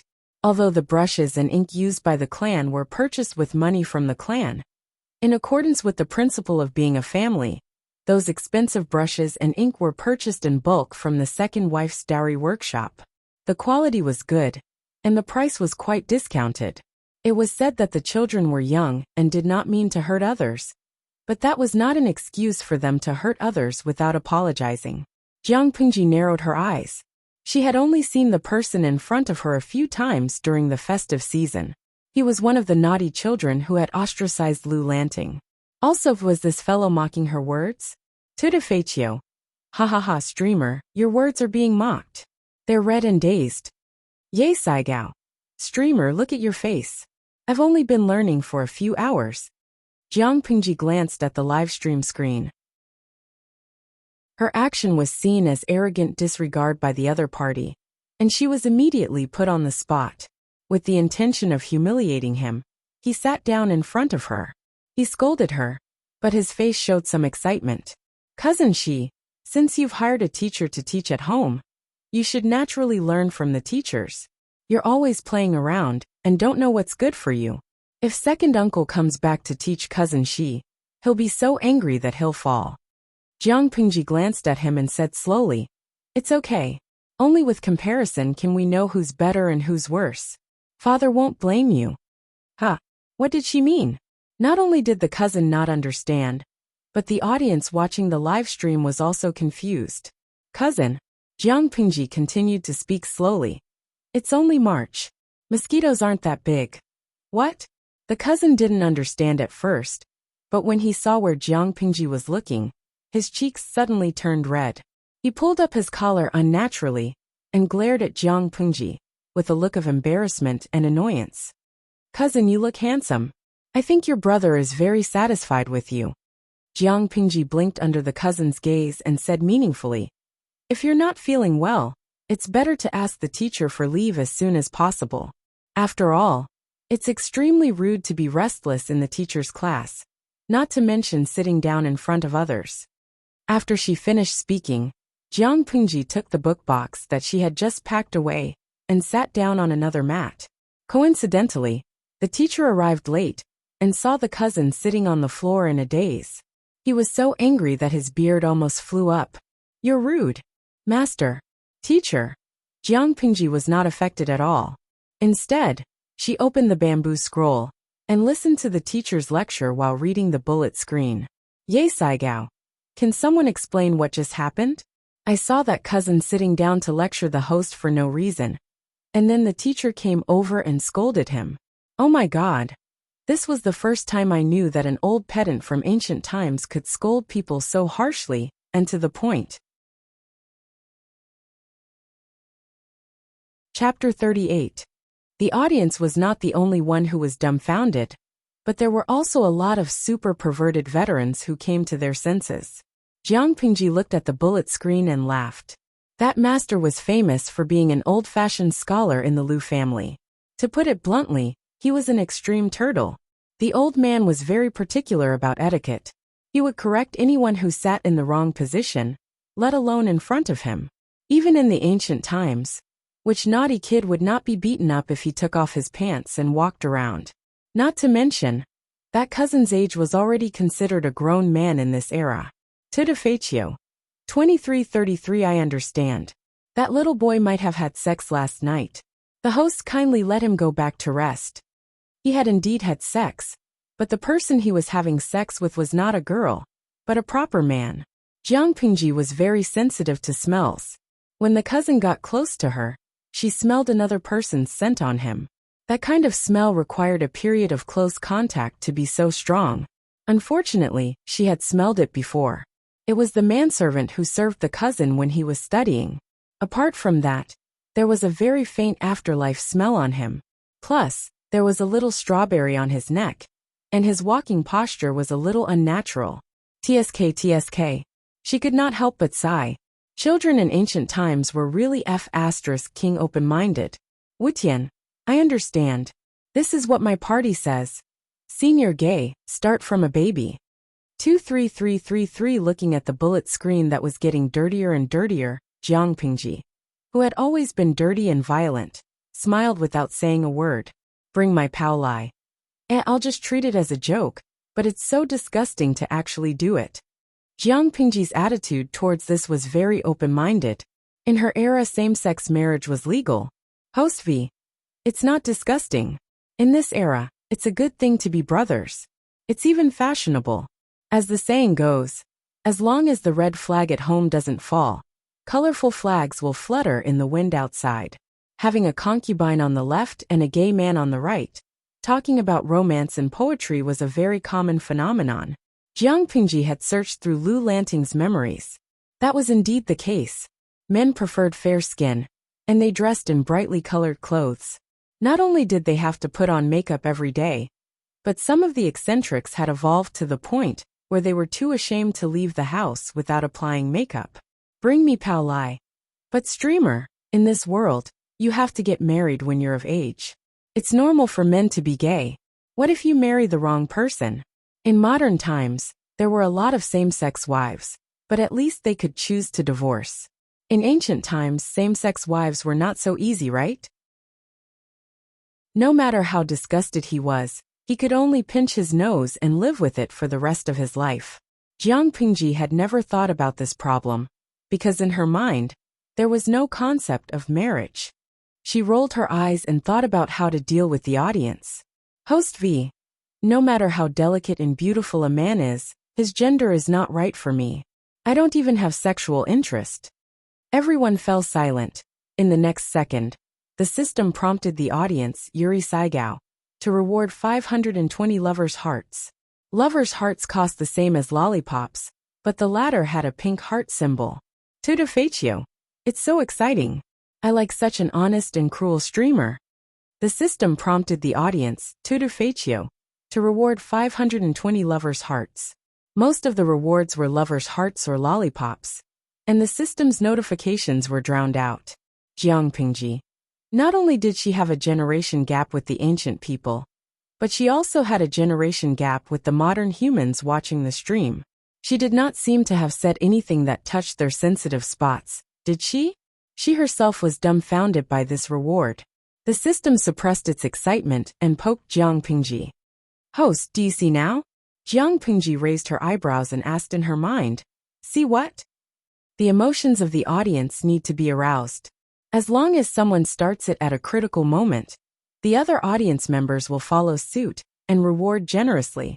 So, do you want to hire me to be your water army and reward you occasionally? When the system said that, Jiang Pingji could imagine a smiley face with a flattering look, winking at her. Jiang Pingji rejected it immediately. No way. The system was angry. When could its host have the self-awareness of a streamer? This was a very common method in the industry. It was not fake. Small investments and high returns. Why didn't she agree to it? A streamer, in addition to her own strength, also needed the cooperation of a team. Otherwise, did the rich people come out of nowhere? Wasn't it the water army, and the rich people throwing bricks to attract Jade? They lured the rich people who wanted to compete with them, and made them willing to pay for it step by step? While she was chatting with the system, Jiang Pingji, who was suspected of being absent-minded, was caught by the master. Lu Shi, repeat what I just said to you. The headmaster wore a serious face. If it were any other day, he would have reprimanded a student who was so distracted. However, since the student was Jiang Pingji, he could not bear to do so. Wasn't the kidnapping case that caused a storm in Hejian County 2 days ago the reason why Jiang Pingji was so distracted? Jiang Pingji stood up and thought for a while. She repeated the master's words without missing a single detail. The headmaster twirled his beard and felt satisfied. He asked leisurely, "So what do you think of this?" Some people were born to memorize like Jiang Pingji. She had a photographic memory and amazing observation skills. However, memorizing a paragraph did not mean that she could understand it. Given Lu Lanting's status, people had high hopes for Lu Shi's only legitimate son. The article that the master had just said was written by a famous scholar. The content was not bad, but it had nothing to do with romance. The topic was the hidden danger at the northern border of Dongqing. Would the 3 tribes of the northern borderline try to cozy up to them? Or would they try to intimidate them? The scholar felt that the 3 tribes of the northern borderline had been fighting against Dongqing for many years. Both sides had suffered heavy losses. The people at the border of Dongqing were in dire straits. The royal court of the 3 tribes already had the intention to negotiate. They had hinted many times to marry their beloved daughters to Dongqing. Why not go with the flow? If Dongqing accepted the negotiation, both sides would temporarily cease hostilities and recuperate. However, when it came to negotiations, the only way to gain the upper hand was to bring the opponent to the negotiating table. Those who are not of our tribe must have different intentions. The 3 tribes of the northern borderline are ambitious. How can they be appeased by small favors? What was the use of negotiating without a winner or loser? Jiang Pingji smiled faintly and enunciated her words clearly. Dongqing and the 3 tribes of the northern borderline have been in a stalemate at the border for several years. Both sides have won and lost, but Dongqing has never been at a disadvantage. If we take advantage of the situation to negotiate now, how will the sacrificed soldiers feel? This is the worst plan. It will only benefit the enemy while harming ourselves. But the scholar spoke bluntly about negotiating for peace. His intentions are damning. The master's gentle face froze. He did not expect Jiang Pingji to have the guts to criticize the scholar. The other students were also in an uproar. They had been discussing the article, but they expressed their opinions in a euphemistic manner. Their attitudes were ambiguous. They were neither in favor of war nor in favor of negotiating for peace. Each had their own reasons. No one dared to stand firmly on one side. Chapter 39. Jiang Pingji acted as if she did not see the master's ugly expression. She suddenly picked up the bamboo slips on the table, flipped through them, and said, "I read an interesting story yesterday. It was about 8 years ago, when Master Yuanjing went to the northern borderline to lobby and protected the 3 cities of the northern borderline by himself." Speaking of this, the master seemed to have thought of something, and his face turned pale. Jiang Pingji threw the bamboo slips on the ground and said loudly, "Peace talks? The 3 cities have not been returned. How can we talk? Do you remember 12 years ago, when the former emperor passed away, and the new emperor succeeded the throne? The 3 tribes of the northern borderline took advantage of the turbulence in Dongqing to attack the 6 cities at the border and slaughter more than 100,000 people. This battle has been going on for 3 whole years, and countless soldiers have died. 6 cities are still in the hands of the northern borderline. On the day of the peace talks, the 3 tribes of the northern borderline came with the conditions to force Dongqing to cede 3 more cities, bow their heads, and pay annual tribute. None of the scholars in Dongqing would ever forget this incident. It was a humiliation that could never be washed away in their entire lives. When the royal family of Dongqing advocated for peace talks, There were many strong Confucian scholars who protested to the death. In the end, Master Yuanjing fought with the barbarians of the three tribes and got back 3 of the cities after much difficulty. Of course, outsiders like us don't know the situation at that time. We only know that the barbarians of the northern borderline were only willing to return 3 cities. The other 3 cities were still in the hands of the 3 tribes. The people of the 3 cities became the 9th-class untouchables in the eyes of the barbarians of the 3 tribes. Do you still remember? For the 3 cities, the friction between Dongqing and the 3 tribes of the northern borderline at the border had not stopped for years. If we continue to negotiate now, the 3 cities will never be returned. That great Confucian is so shameless. Just a few words, a few curses, and a few empty and stupid words, and he's actually willing to hand over the 3 cities. Peace talks.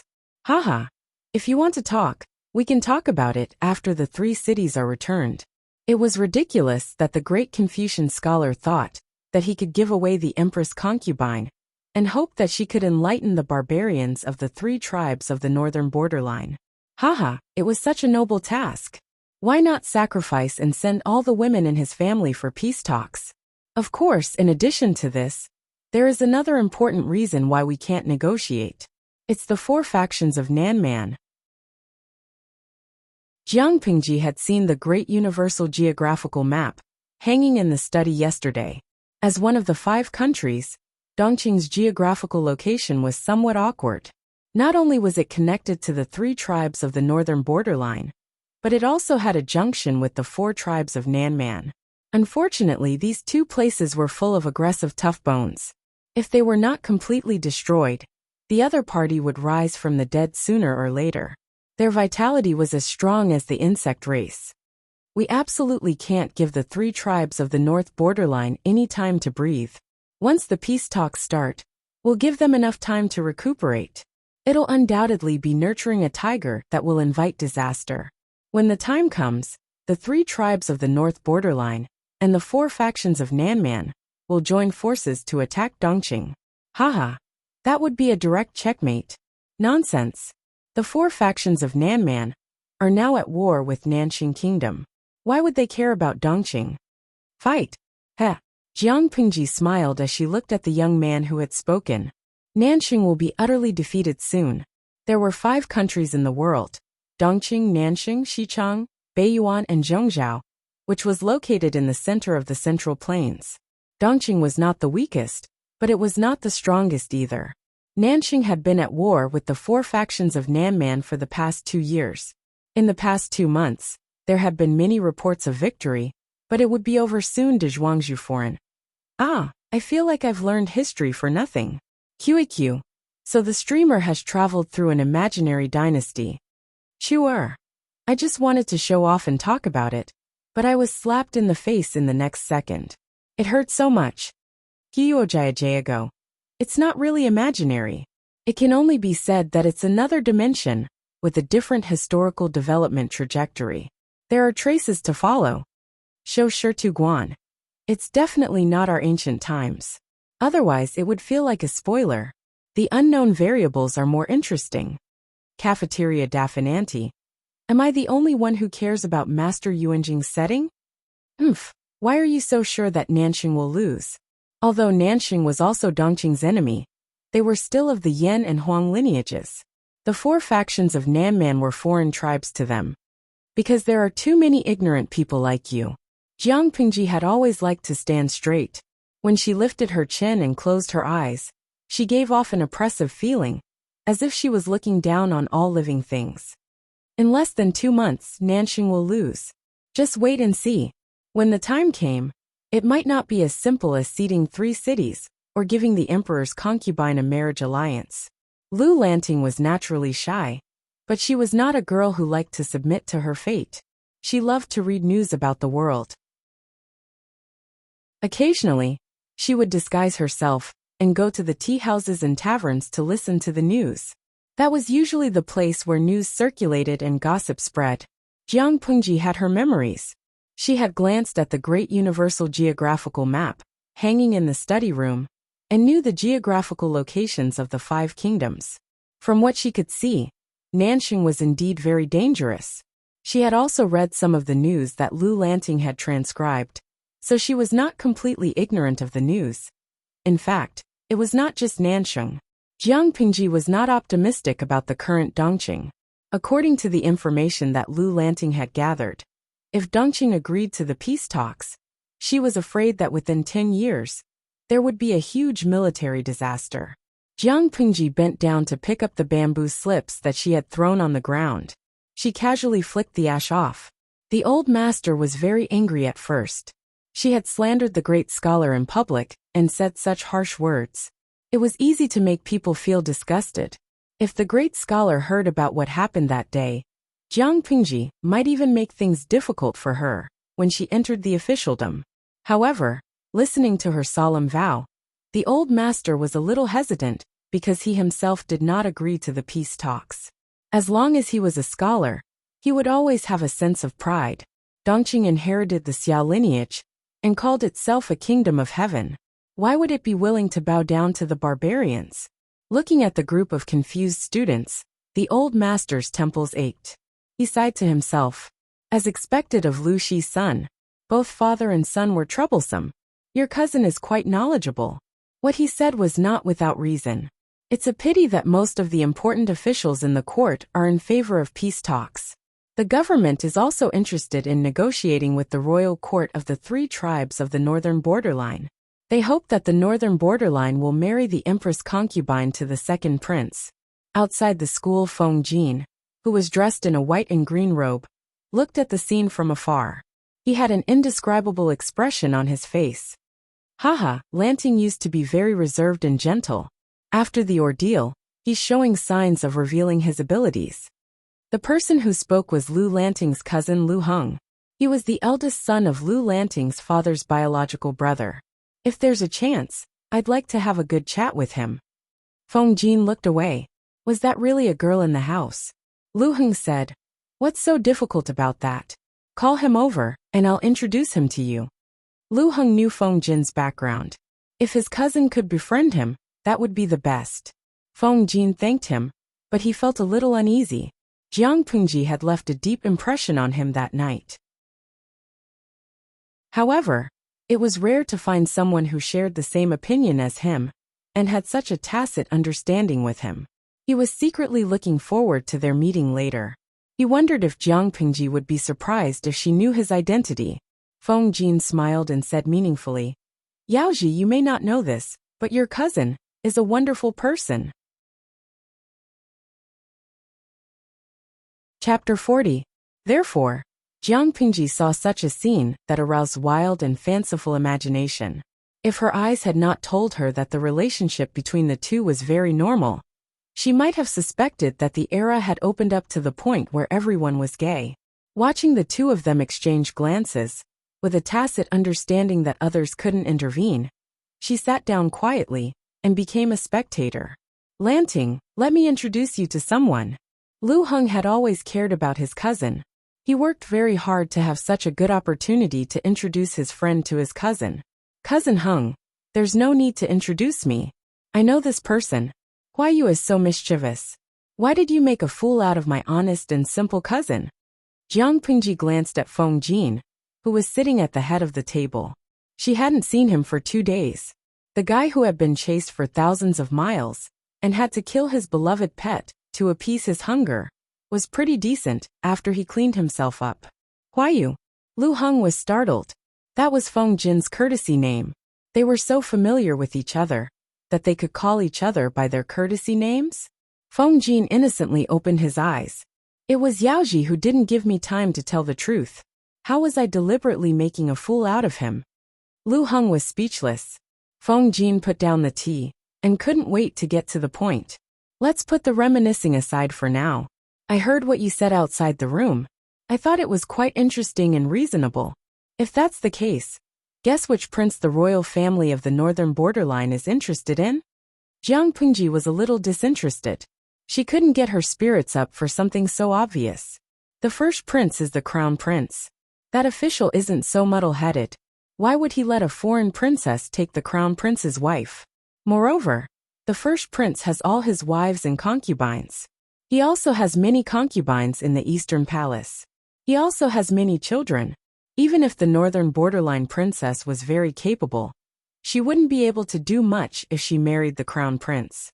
Secondly, the third prince's mother is the daughter of the Feng clan, an aristocratic family. They value bloodlines very much. If he marries the princess of the northern borderline and has a son mixed with foreign blood, how can the Feng clan accept this grandson? After she finished speaking, Jiang Pingji's eyes scanned Feng Jin's body. Her stare made Feng Jin's hair stand. Finally, according to the rumors, the fourth prince's birth mother died in a strange way.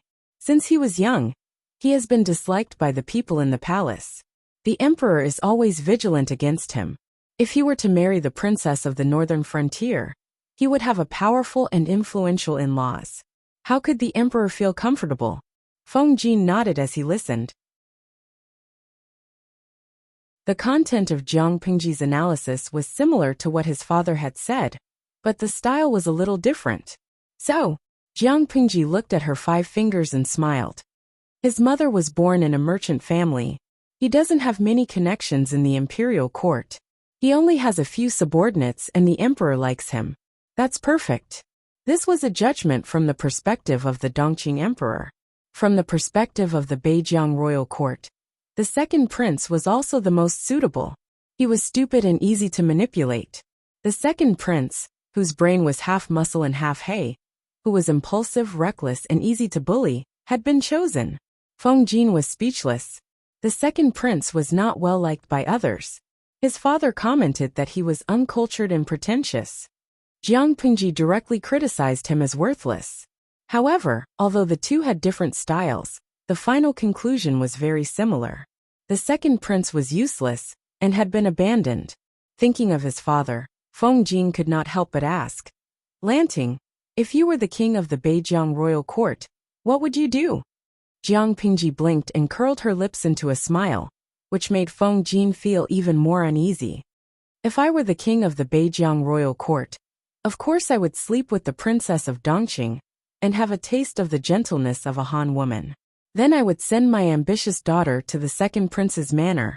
After this peace talk, the princess of the northern frontier would at least get the position of a princess consort.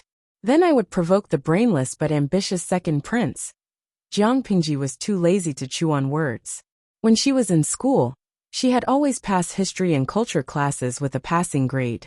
The second prince is a very interesting person, but one can't blame one's parents for being stupid. If used well, it is a sharp knife that can stab whoever it points at. After all, isn't killing one's father and brother an old skill passed down by the Dongqing royal family?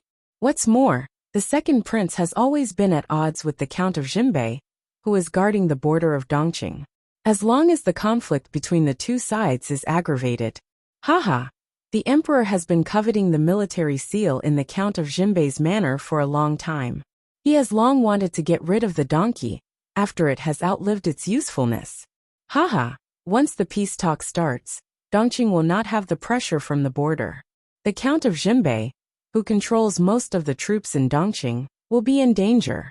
It was not that there were no wise monarchs who were suspicious, but the emperor of Dongqing was only left with suspicion.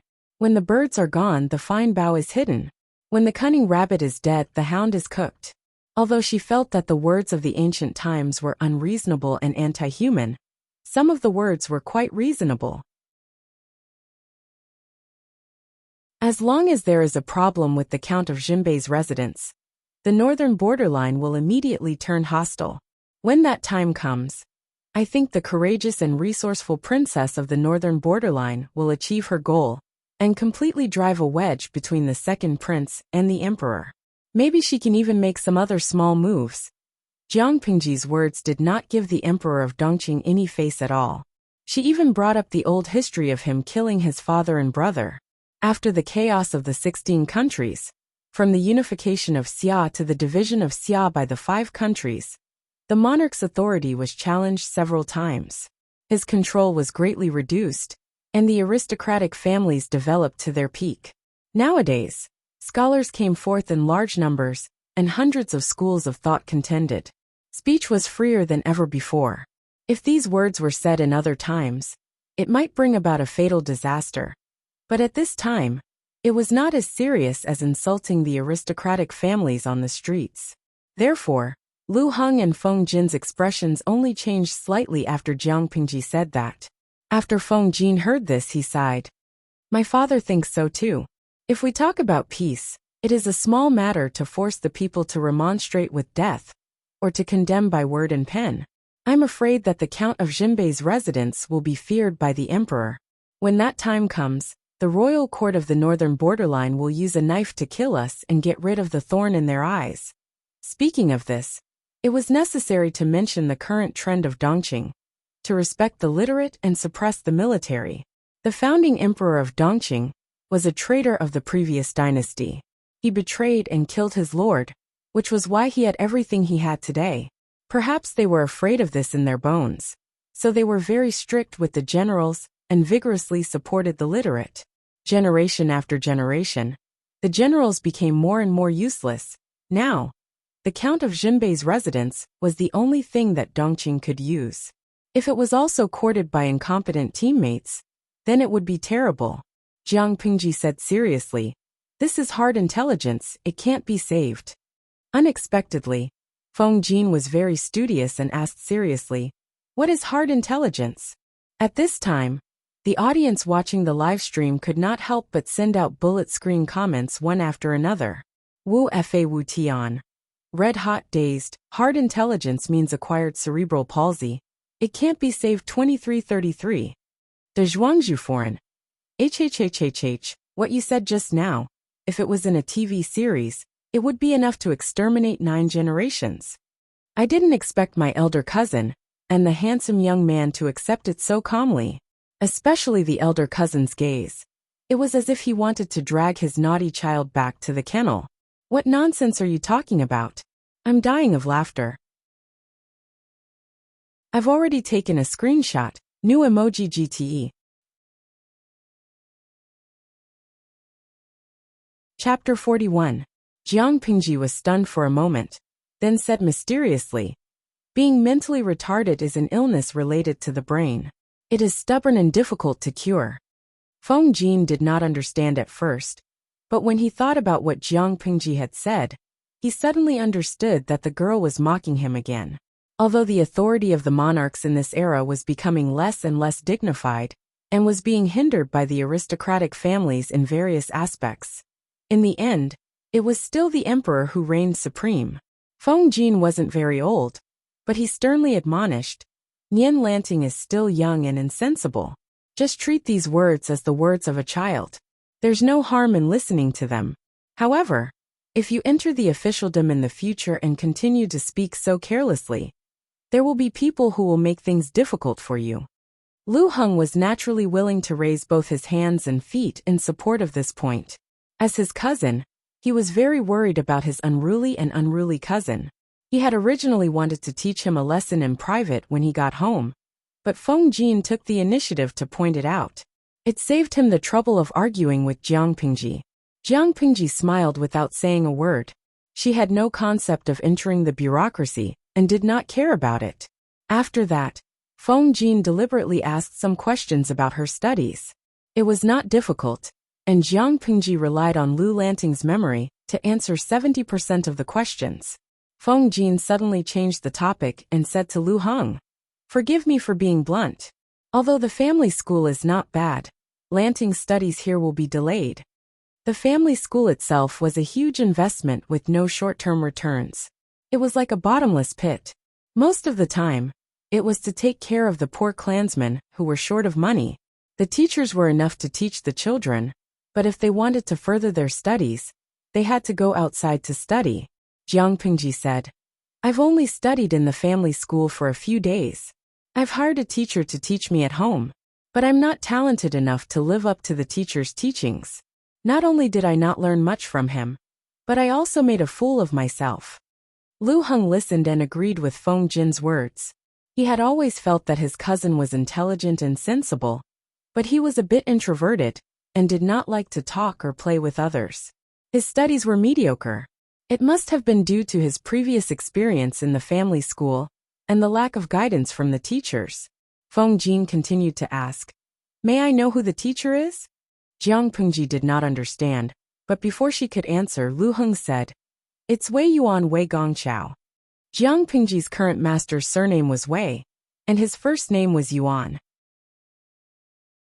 In Lu Lanting's memory, the teacher was very strict and would scold her for the slightest mistake.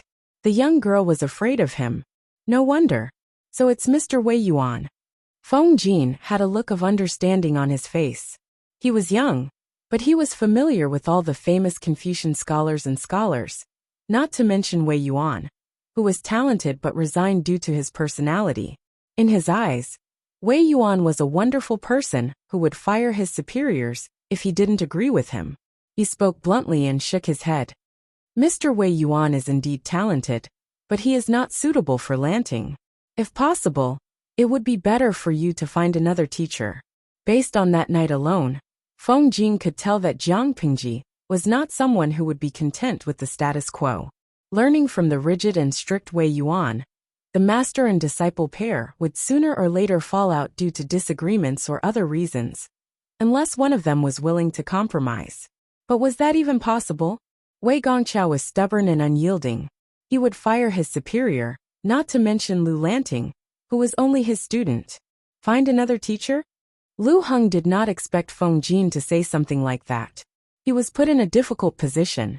In this era, a teacher for a day, a father for life was not as simple as it seemed. Jiang Pingji, on the other hand, did not show much of an expression. Feng Jin smiled. Mr. Yuanjing is opening an academy in Langyi County. If you are interested, you can give it a try. Mr. Yuanjing. Lu Heng was surprised at first, but he could not suppress the joy on his face. Huayu, are you serious? Jiang Pingji listened quietly, and information about Mr. Yuanjing popped up in her mind. Speaking of which, this was also a setting that was very much like Tom Su's Prince Charming. He was the dream lover of all the girls in Dongqing and the other 4 countries. Mr. Yuanjing was a great scholar in Dongqing. He was born with auspicious signs, and his childhood experience was even more extraordinary. He met a deity at the age of 7, and was blessed by the deity, who cleansed his marrow and changed his bones. Before he reached his 20s, he was already well versed in astronomy and geography. He was proficient in the 5 elements, 8 trigrams, Qimeng and Duanjia. He was also proficient in music, chess, calligraphy and painting. He was even proficient in agriculture and water conservancy. He knew business and military strategy. He was a walking demon.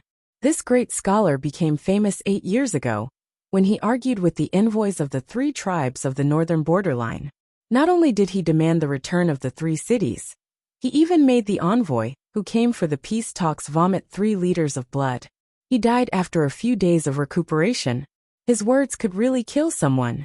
Since then, he had become famous. While Jiang Pingji watched the drama unfold, Lu Heng's cousin was a little nervous. It's not that I don't believe in Lanting, but she's still young. She was held up by the family school for 4 years. Later, Mr. Wei Yuan taught her at home, but she still fell behind in her studies. I'm afraid she won't be able to do well in her studies. How can she become Mr. Yuanjing's disciple? There was only one Master Yuanjing, but students who wanted to learn from him could line up from Dongqing to Xichang. There were too many monks and too little porridge. Master Yuanjing's fangirls were too powerful. How could the petite Lanting overcome so many obstacles and finally become Master Yuanjing's disciple? Lu Heng was biased towards his cousin, but he knew how unrealistic it was for her to get a place. However, if she could really become Master Yuanjing's disciple, the benefits would be huge. It would be enough for his cousin to benefit for the rest of his life. Feng Jin looked at Jiang Pingji meaningfully. I don't have much confidence if it's someone else, but if Lanting goes, all she has to do is report her family name, and Master Yuanjing will definitely give her face. Even if he doesn't take her in, she can study peacefully in the school. Are my parents old friends with Master Yuanjing? Lu Lanting did not remember such a thing. Feng Jin had heard this from his father by chance. We have some history with your mother. It was said that Master Yuanjing had been very poor in his early years. He was the son of a poor family, and almost could not continue his studies because of his lifestyle. Later, In the middle of a snowy winter, he met Lu Shi's wife and received money from her. Master Yuanjing rejected other people's help but accepted Lu Lanting's mother's money. It was confusing. Of course, no matter how confused they were, they would not think that Master Yuanjing was a pedophile. Master Yuanjing was already a young man then, while Lu Lanting's mother was only 6 or 7 years old. However, your mother is really knowledgeable. She only said that the money today was only in exchange for a promise in the future. If Master Tian Yuanjing becomes famous one day, she hopes that you can teach her children a thing or two in the future. This is really funny. A 6-year-old little girl saying this to a young man in his 20s. Just thinking about it made one feel dumbfounded. Chapter 42. The internet provides you with exciting novels to read. Feng Jin thought that the scene was very interesting, but when Jiang Pingji heard it, she heard something else. Lu Lanting's mother's background was more interesting than she had imagined. Jiang Pingji was not the only one who thought that way. Many viewers on the bullet screen made wild guesses as well. De Zhuangzhu foreign streamer, do you think your mother is a transmigrator? She knows history and knows that Master Yuanjing will be famous in the future, so she invested in him in advance? How can adding icing on the cake be better than providing timely help? Wu Fa Wu Tian. That's a big guess, but if it were me, I would definitely date Master Yuanjing. Dai Dingmeng. Can you not be so dirty? According to the introduction, Master Yuanjing is in his 20s, and the streamer's mother is only 6 or 7, right? Cafeteria de Fan. Ha ha ha, don't you think the combination of a cute loli and an uncle is very cute? Jiang Pingji glanced at the comments and could not help but sympathize with Lu Lanting's father. Feng Jin turned to Jiang Pingji and asked, Lanting, what do you think? I'll discuss this with my father when he comes back. I can't make the decision for now, Jiang Pingji said. Feng Jin did not force her. It was just a suggestion. It was not up to him whether she wanted to go or not. Shou Shiguan. Streamer, will you go? Jiang Pingji frowned and took a sip of tea. An indescribable taste spread in her mouth. She took a sip and put down the teacup. Hosvi. I'll go. Why not? The northern borderline and the southern barbarians are eyeing us. Dongqing won't be peaceful for long. I have to prepare as soon as possible. Even though the viewers did not know what Jiang Pingji meant, according to her usual style, it was not a small matter. On the official road in Hejian County, a simple carriage sped by. Master, we'll be in Hejian County after the official road. At this speed, we'll be home in 4 hours. Inside the carriage, the elegant man in simple attire couldn't help but lift the curtain and take a look outside. The cold wind blew through his hair. This person's eyes were like stars, and his eyebrows were like knives. His appearance was extraordinary, but his face was abnormally pale. His cheeks were slightly red, and there were dark circles under his eyes. The blue robe on his body made him seem extremely thin and weak, as if a gust of wind could blow him away.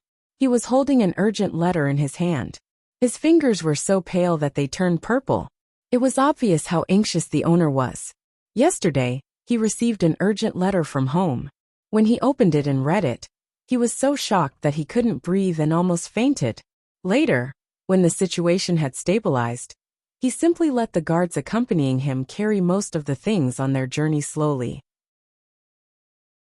He packed light and took the housekeeper along the official road, rushing all the way.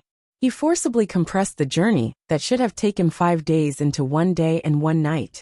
I don't know if Lanting is safe now. If something happens to her, how am I going to explain it to Amin? Cough, cough, cough. Lu Shi put down the curtain. His face was flushed and he coughed again. The housekeeper used to be Lu Shi's servant. Later, he followed Lu Shi to become a housekeeper, so he knew Lu Shi very well. He comforted him in a low voice. Second Lang Jun. The heavens help a good man. You can turn misfortune into fortune when you are in danger. Lu Shi lowered his head and looked at the letter that he had crumpled into a ball in his hand. The instant he saw the news, the fear made him feel as if he was on the verge of death. He did not dare to imagine that if Lian Lanting had really lost her life, would he have followed his daughter to the afterlife? Lu Shi hurried all the way back to his home, that he hadn't set foot in for a few years. Fortunately, the gatekeeper was the same old man who recognized him. Otherwise, he wouldn't even be able to enter his own house. He would have been kicked out because he was poor. As soon as Lu Shi returned, he went to the second lady's room. The strong smell of medicine in the room made him frown. He stopped the second lady from getting up and bowing. "You're not feeling well. You don't have to get up. Just lie down and talk. Brother-in-law, aren't you coming back in a few days?" The second lady didn't comply. Instead, she slowly got up and leaned on the table to find a comfortable position. She still called Lu Shi the way she used to call him. "Is it because of Lanting?" Lu Shi said. "I rushed back as soon as I received the letter. Those bandits are really bold. How is Lanting now?" The second madam shook her head, and a faint smile appeared on her sickly pale face. She comforted Lu Shi and said, "Brother-in-law, you're usually so rational and careful. Why are you so confused when you're with Lanting? Did you see any signs of a funeral on your way back? My daughter Lanting is fine. Her teacher is sick and asked for leave, but she can't delay her studies. She went to the family school this morning. There's still an hour before school ends." Lu Shi thought about it and realized that it was true. The Lu residence was a little desolate, but there were no white banners. He was too worried and didn't notice it. Otherwise, with Lanting's status, if she passed away, wouldn't the entire Lu residence be in tears?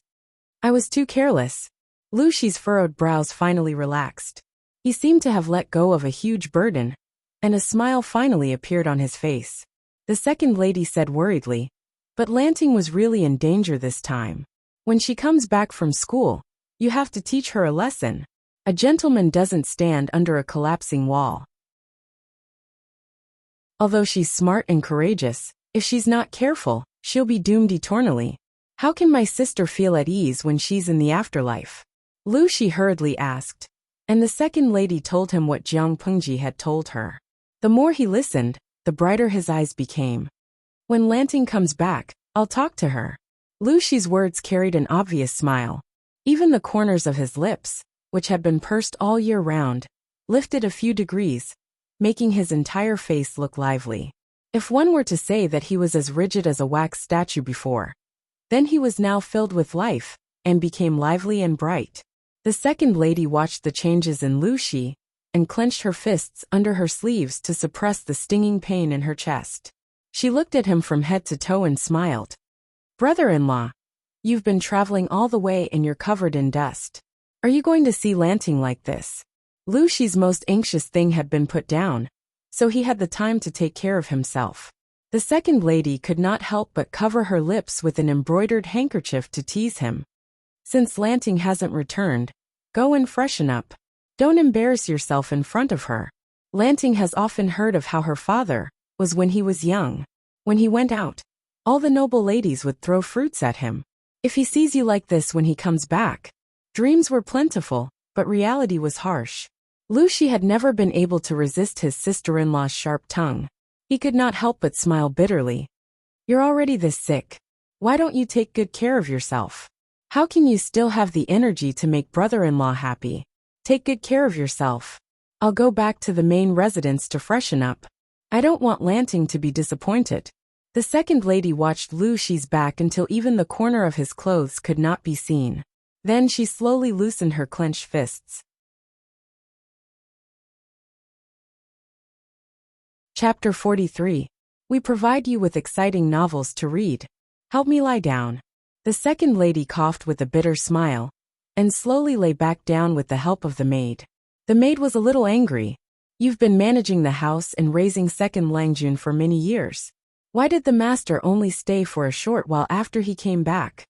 He and my sister are very close. It's not suitable for him to stay in my room for a long time. He's already being very lenient by letting me stay where I am now." The second lady smiled helplessly. She was at her wits' end back then. If it wasn't for her brother-in-law, she wouldn't have survived until today. They were sisters, but their fates were different. Even if she told herself not to be jealous, and that she should be grateful, she still felt heartbroken sometimes. Moreover, she had treated Lanting as her own daughter, but this was the end result. The maid was confused. She had just bought into the manor a few years ago. so she didn't know much about the grudges of the previous generation. The inner courtyard of the west side should have received news of the master's return by now, right? The second madam's illness was rather serious. Although she had reignited her hope of survival, her weakened body still needed time to recover. The maid thought about it and said, "They should already know. Madam, do you think the master will go to Aunt Di's room tonight?" It would be a slap in the face to sleep with the concubine on his first night back. Lucy didn't seem like someone who would do such an unreliable thing. But who knew if he would lose control of himself? Moreover, the second lady was seriously ill and couldn't even sleep with him. The second lady didn't think about the maid's worries. She just didn't like the maid's overstepping her authority. The second lady glared at the maid. "I've let you do whatever you want. You even dare to comment on the master." Seeing the maid kneeling down in fear, the second madam couldn't swallow the anger in her heart, nor could she spit it out. She waved her hand and rubbed her eyebrows. She lay on her side and closed her eyes. "Get up. Go kneel outside and think about what you said. The master isn't as merciful as me. If he finds out that you've done something wrong, he'll be sold out of the manor." Lucy returned to the main courtyard to wash up and change into clean clothes. He drank some medicine to dispel the cold and reduce the fever. Only then did his feet feel like they were on solid ground. He had been sitting restlessly in the main hall for a long time. He hadn't read a single word of the bamboo slip in his hand. As the sky darkened, he looked at the door more and more frequently. Where was his usual calm and composed demeanor? Only when he was young and frivolous would he be so agitated. After a long time, so long that Lucy wondered if his daughter had been infected by her mother's bad habits, and could not remember the way back.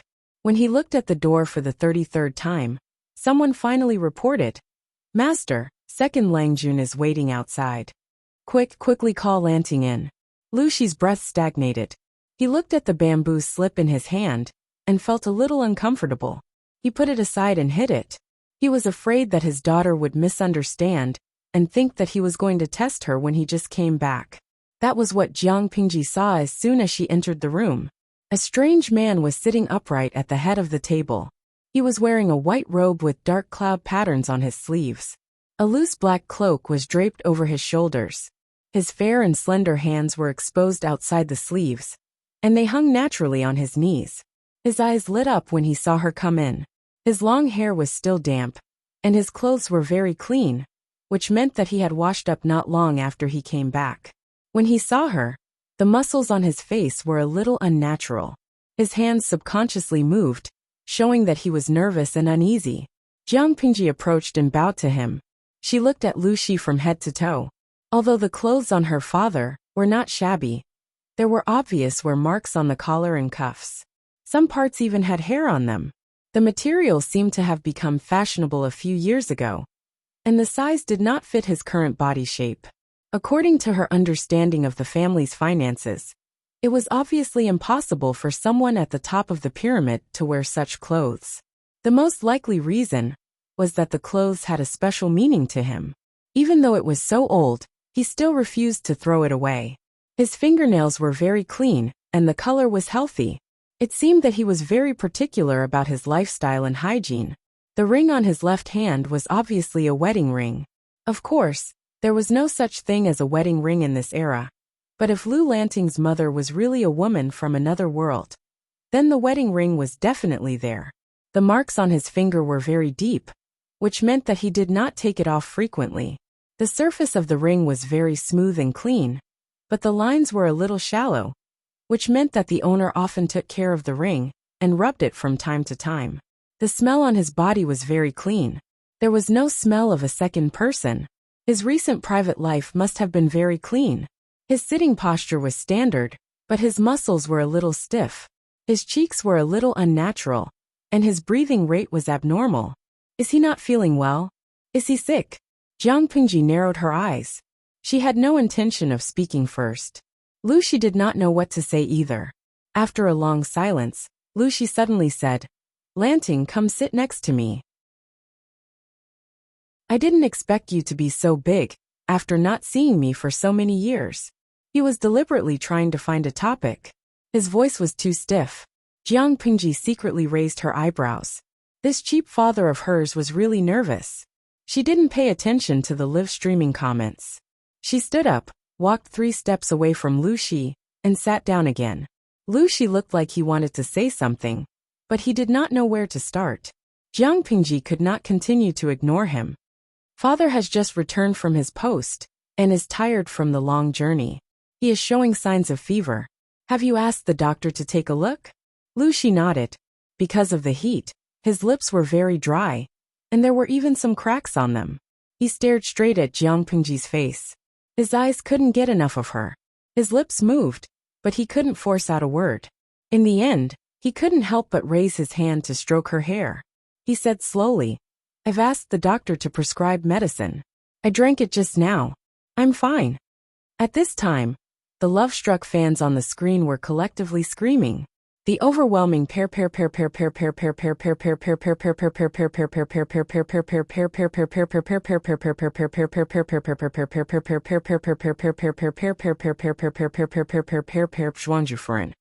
Oh, host, do you still need a stepmother? Someone who went to college and can do laundry, cook, and play games?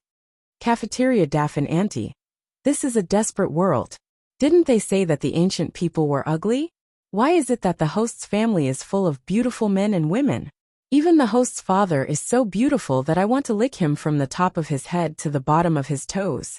My sick and weak father. Zizai Main Nan. The host's handsome father made me come out. The touching just now made my heart beat wildly. Yisheng Wushuiemio Meow. */w***. Host. Does your father have mermaid lines and an 8-pack? Jiang Pingji glanced at it, and her mouth suddenly froze. No matter what era it was, appearance was important. Host V. It's a pity. From what I see, he's so skinny under his clothes. Chapter 44. Lu Shi was indeed very thin. He wasn't short, and he didn't have much meat on his body. Even though Lu Shi was wearing loose clothes, Jiang Pingji was very good at judging a person's gender, height, weight, and measurements based on the size of his feet, the depth of his footprints, the frequency of his breathing, and the facial features. She could roughly determine a person's gender, height, weight, and measurements, let alone someone like Lu Shi. Jiang Pingji said discontentedly, Father is much thinner than before. When we return home this time, we have to take good care of the flesh. Lu Shi's eyes were filled with surprise. He was so excited that he couldn't even speak properly. His hands were trembling on his knees, as if he didn't know where to put them. Lanting, do you still have your childhood memories? Do you remember how I used to look like? After the death of Lu Lanting's twin brother, her birth mother also died of a serious illness. Lu Shi, who was deeply affected, had to leave Hejing County for some reason. His new post was far from here, and it was very dangerous. Out of consideration, he did not bring Lu Lanting with him. He had only returned home twice in the past few years. To be precise, this father and son had not seen each other for many years. Jiang Pingji shook her head and said, The clothes you're wearing are old, but they're too big to fit you now. Aren't you losing weight? So that's how it is.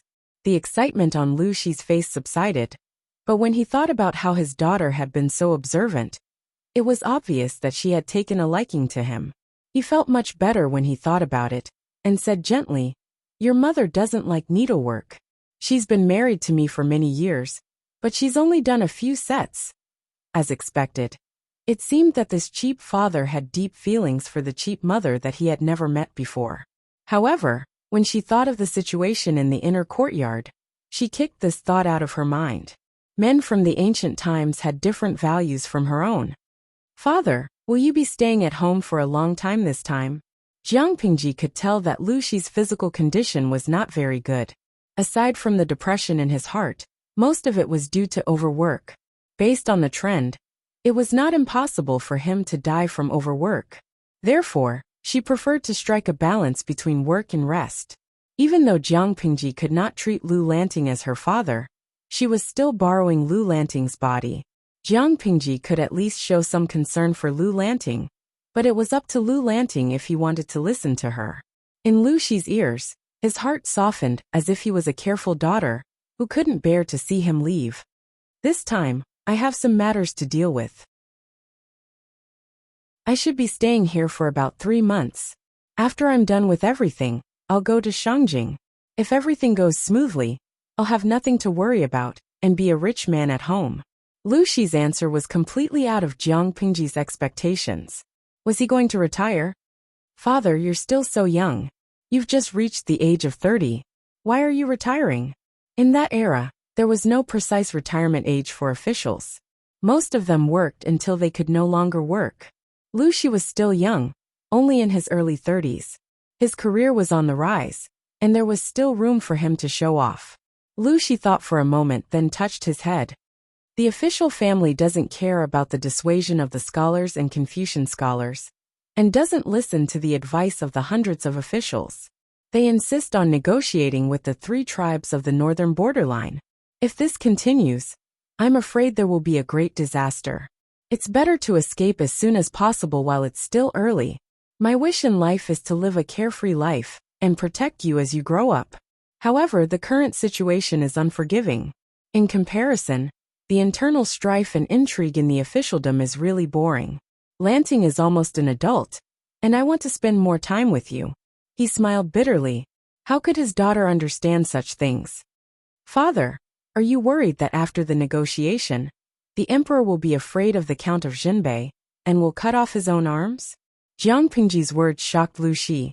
He did not expect his daughter to be so knowledgeable.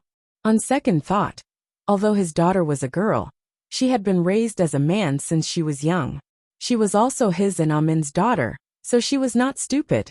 What's more, his daughter had an extraordinary background. Indeed, the 3 tribes of the northern borderline are ambitious and have coveted Dongqing for many years. The emperor has been neglecting the court affairs and is no longer as wise and decisive as he was when he was young. Refusing to negotiate, the emperor still has to rely on the Count of Jinbei.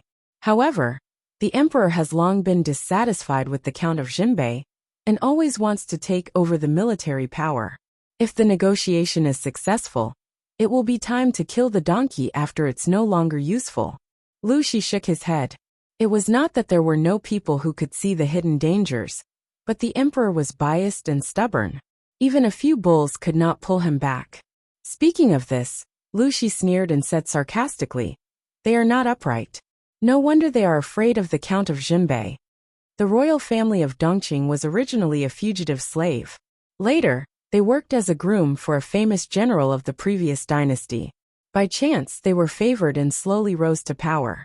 However, a dog cannot change its spots. Their ancestor became a rebel for a temporary benefit. His descendants thought that all the generals were rebels. The corner of Jiang Pingji's mouth twitched secretly. She thought that as an outsider, she had no fear of the imperial power. She had blurted out what she wanted. She did not expect her father to be even more ruthless. He had directly scolded the ancestors of the Dongqing royal family. In ancient times, bloodline and background were the most important. Scolding them was more insulting than anything else. However, it could also be seen from this point that her father was not foolishly loyal at all. He was quite rebellious in nature. Jiang Pingji asked, "If the Count of Jinbei falls, will there be other soldiers in Dongqing who can resist the ambitious 3 tribes of the northern borderline? If there is, why would the emperor rely on the Count of Jinbei to guard the border of the northern borderline for so many years? They would have separated and restrained each other long ago." Lu Shi sneered. He did not let go of the Count of Jinbei, but at the same time, he was thinking about taking back the military power. He was not afraid of being divided. If that's the case, once the Count of Jinbei falls, the emperor will be bewitched and promote a few generals who only have the ability to talk on paper to replace the Count of Jinbei and guard everywhere. When the time comes, the southern barbarians and the northern borderline will join forces. I'm afraid they will have the momentum to destroy everything. Dongqing. War was Jiang Pingji's old profession, although the situation and the tools of war in the 2 eras were different, which led to the final method of war. The essence of war remained the same. Even if the environment had changed, her sense of smell was still as sharp as ever. Dongqing had no other capable generals except for the Count of Jinbei. It showed how much the military officials were suppressed. If it's chaotic, then so be it. As the saying goes, heroes emerge in troubled times. If things are really as Lanting said, Dongqing's destiny is near. Unexpectedly, Lu Shi, who was usually elegant, sneered and said such rebellious words. Jiang Pingji said slowly, I think that a centipede is dead but not dead. Maybe it can be saved. It was a country in ancient times. Information, communication, and transportation were too backward. It was not as easy to destroy a country as it was in her era. In her era, if one wanted to destroy a country in the morning, it would never be delayed until the evening. Lu Shi put on a gentle and doting smile and added, a fool who doesn't know he's courting death is incurable. Jiang Pingji was speechless. To defectio. I can suddenly read the expression on the host's face. HHHHH, it's definitely AB asterisk starred.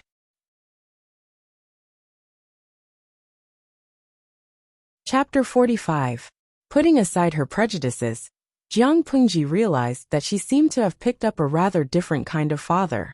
Your handwriting is much better than your mother's. It should be more like mine. As the head of a feudal family, no matter how different Lu Shi was, teaching, testing, and checking on his work were all part of the process of fostering the bond between father and son. He glanced at Jiang Pingji's handwriting, and his facial muscles twitched. He reluctantly praised, it's pretty good. Jiang Pingji was speechless. It was clearly written, yet he was praising her for drawing well. To put it bluntly, he was indirectly criticizing her for not writing well. Jiang Pingji wanted to find an excuse to avoid it, but her eyes lit up when she saw Lu Shi grind the brush and write. Even if she couldn't tell what it was, she thought it looked good. Jiang Pingji's eyes lit up when she saw Lu Shi's writing. As a matter of fact, Lu Shi's handwriting was also famous in Hejian County. It was clear and smooth, full of meaning. The characters were strong, and the meaning of each word was in harmony with the spirit. Now that he had been an official for many years, his state of mind was not as rash as it was when he was young. His handwriting was more gentle and elegant. Looking at calligraphy is like looking at a person. A good handwriting is far more attractive than a beautiful essay. Lu Shi put down his brush and wrote the words Lu Shi on the bamboo paper. Comparing it with Jiang Pingji's own handwriting, it was obvious who was better. Jiang Pingji carefully observed the difference between the two. All kinds of information emerged in her mind. She was also analyzing Lu Shi's posture and strength. But before she could finish her analysis, Lu Shi, who seemed to be a very serious feudal patriarch, added, after all, when sending a letter to a lady, they usually look at the words first before reading the sentimental content.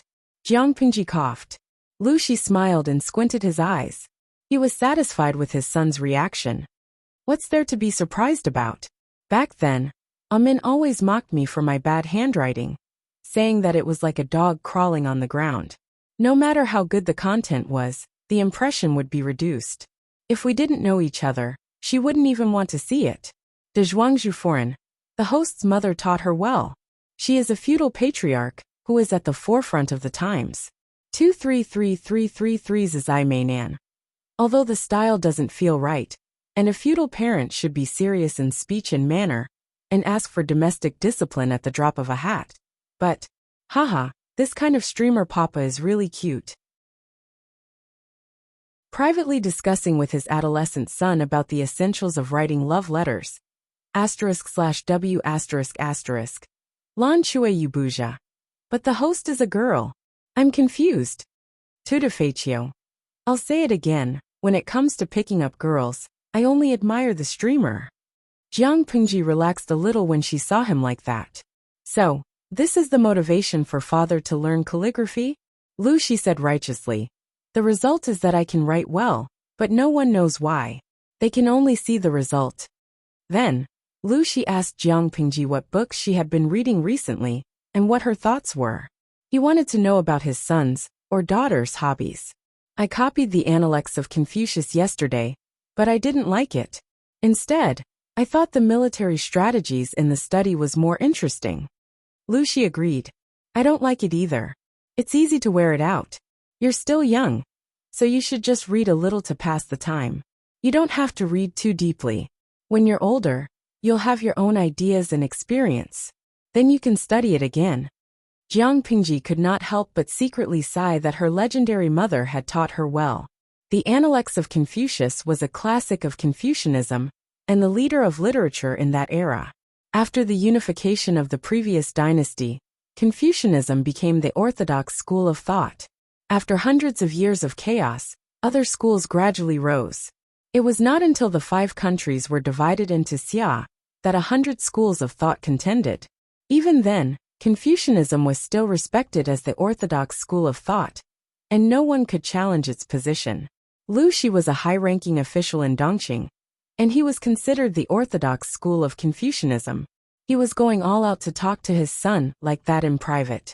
If Jiang Pingji was an indigenous person and met such a father, it would indeed leave a very deep first impression. Lu Lanting's studies were not outstanding. Jiang Pingji relied on her memory, and the results were obvious. She could answer Feng Jin's questions during the day, but when it came to Lu Shi, her knowledge was not enough.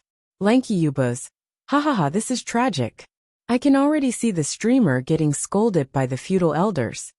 A group of viewers squatted down to watch the stream. They wanted to see Jiang Pingji get scolded by Lu Shi, but they were all disappointed. Jiang Pingji felt guilty and depressed. I've let you down, father. Lu Shi was not disappointed. Compared to the number of books she had read and the number of articles she had memorized, he was more interested in her aura. Who could not read from a book? It was rare for her to have her own ideas, instead of following the crowd and being a yes man. Not bad. At least you're not stupid. He rubbed the top of her head lovingly. You can make up for your studies slowly. There's no rush. In fact, Lu Shi used to be a naughty child who could not read well. He could read all the words, but he could not put them into his head. Every time his teacher or his father tested him, his mind would be in a mess. He would have many ideas, but he could not express them.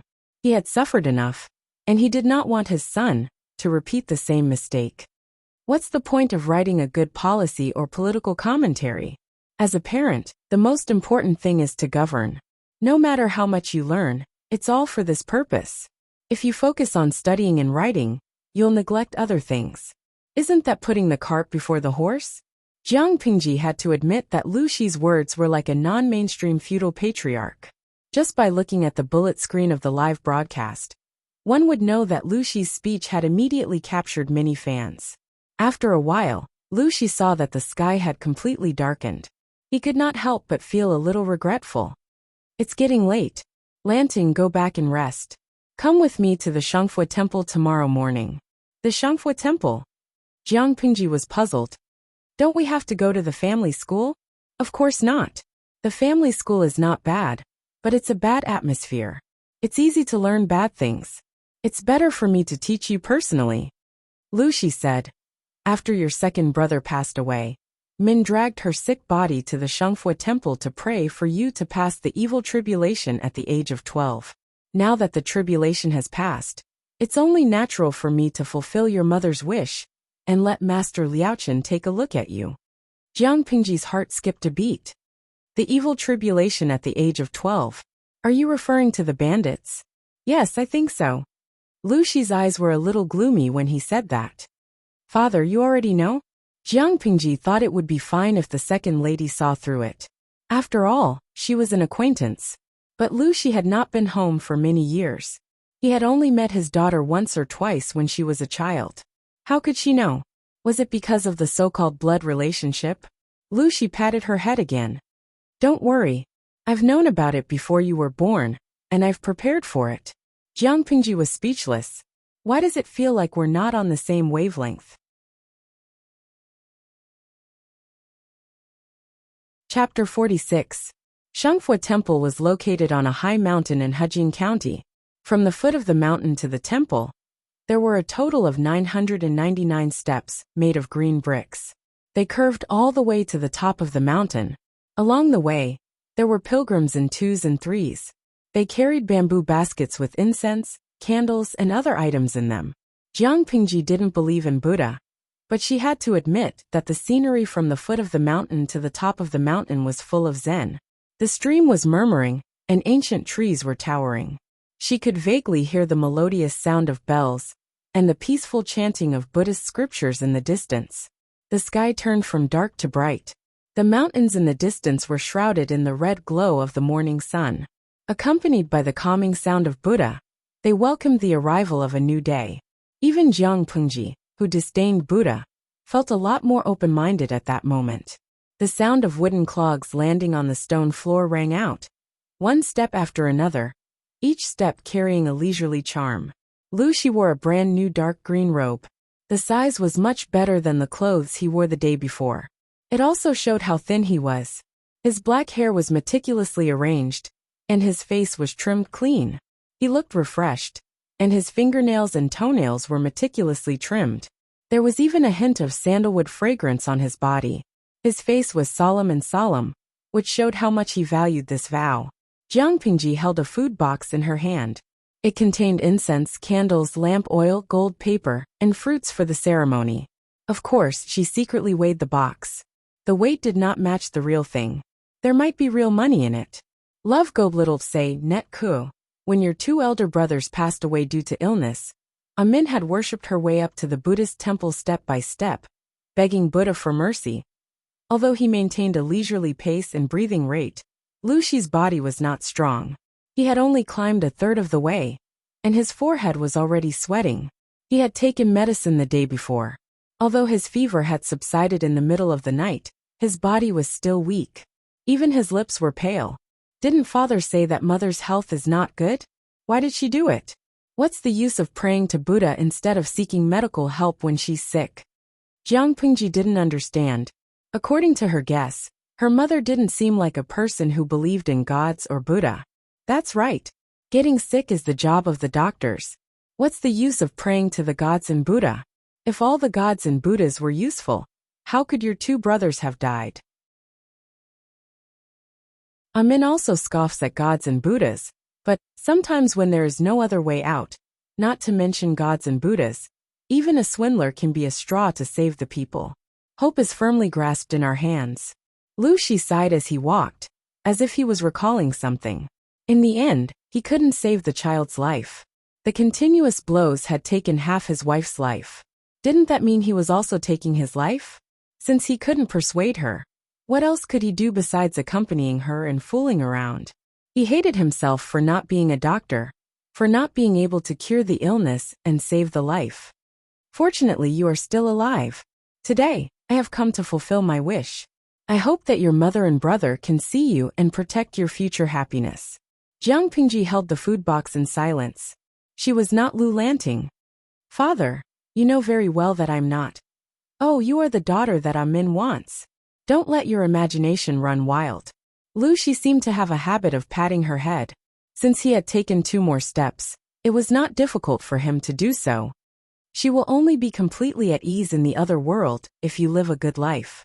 Jiang Pengji didn't understand. She looked at Lu Shi's slightly thin back, feeling that there was another layer of meaning in his words. Lu Shi took Jiang Pengji and the old housekeeper to Shangfu Temple before the sun rose. The long climb up the mountain made their legs ache. Finally, they reached the top of the mountain when the sun was high up in the sky. They saw the temple hidden in the lush forest. The temple was surrounded by lush green books. Layers of fresh flowers and plants clustered around the fading walls of the courtyard. The greenish-gray roof of the temple showed a youthful charm under the sunlight. The ancient trees were bathed in the morning light. They could hear the deep ringing of bells and the chirping of birds. The area of Shangfu Temple was not large, but the age of its construction made it look like an old man standing on the top of the mountain, watching the changes of the world day after day. Shangfu Temple was built before the 16 Kingdoms War. At that time, Buddhist temples flourished and there were countless temples. Lu Shi gave a brief introduction of Shangfu Temple and led Jiang Pengji into the main hall. He bowed to a middle-aged monk and asked, "Is Master Liaochen here?" "The master is waiting for you in the meditation room in the side hall. Please follow me." The monk in the gray robe bowed back, as if he had expected it. He looked humble and pious. Jiang Pengji observed the surroundings out of boredom. There were already many worshippers in the main hall. There were men and women, young and old. They added some liveliness to the old temple. As she was thinking, She heard Lu Shi calling her name. After passing through a corridor, Jiang Pingji followed Lu Shi to a meditation room. Before she stepped in, she heard a conversation between Lu Shi and an old monk. "It's been 7 years. How have you been, Master Lu?" Lu Shi responded calmly. "Everything is fine. Master Lu, you still have resentment in your heart. It's hard for you to be well." Jiang Pingji laughed in her heart. The old monk's words made her feel like he deserved a beating. Lu Shi's voice was filled with resentment. "Since Master Liaochen already knows, why ask? This must be the beloved daughter of Benefactor Lu and Benefactor Gu, right?" When the old monk saw Jiang Pingji enter, he raised his head and glanced at her. Then he quickly lowered his head again. The speed at which he twirled the prayer beads in his hand increased. Good. Why have you come to the peaceful place of Buddhism?" Jiang Pingji was baffled. She felt a slight chill in her heart. It was as if someone had seen through her. She was very unhappy. Because the stream started earlier, it took a while for the audience to come in. Someone could not help but post a bullet screen when they saw the scene. Feiqiu Chi Yu Huoyo. Host, let me tell you something. Whenever you travel through time, there must be a strange monk. Jiang Pingji secretly raised her eyebrows. Even though she did not know what the law of time travel was, the monk in front of her was indeed strange. "Of course, I followed my father here to fulfill my vow. Otherwise, why would I spend so much effort to climb the mountain and not sleep in my bed? Why would I come here?" Jiang Pingji was baffled, but she still followed the advice and sat down on the cushion beside Lu Shi. Her words were considered disrespectful, but the old monk in front of her did not show any anger. Instead, he smiled kindly. "Ziwei destroys the army. The emperor's aura is faintly discernible. Too much is as bad as not enough," the old monk said calmly. "When you stepped into this humble temple, your blood pressure caused the Buddha's aura to fluctuate. If it were not for the stone steps in the temple, I'm afraid."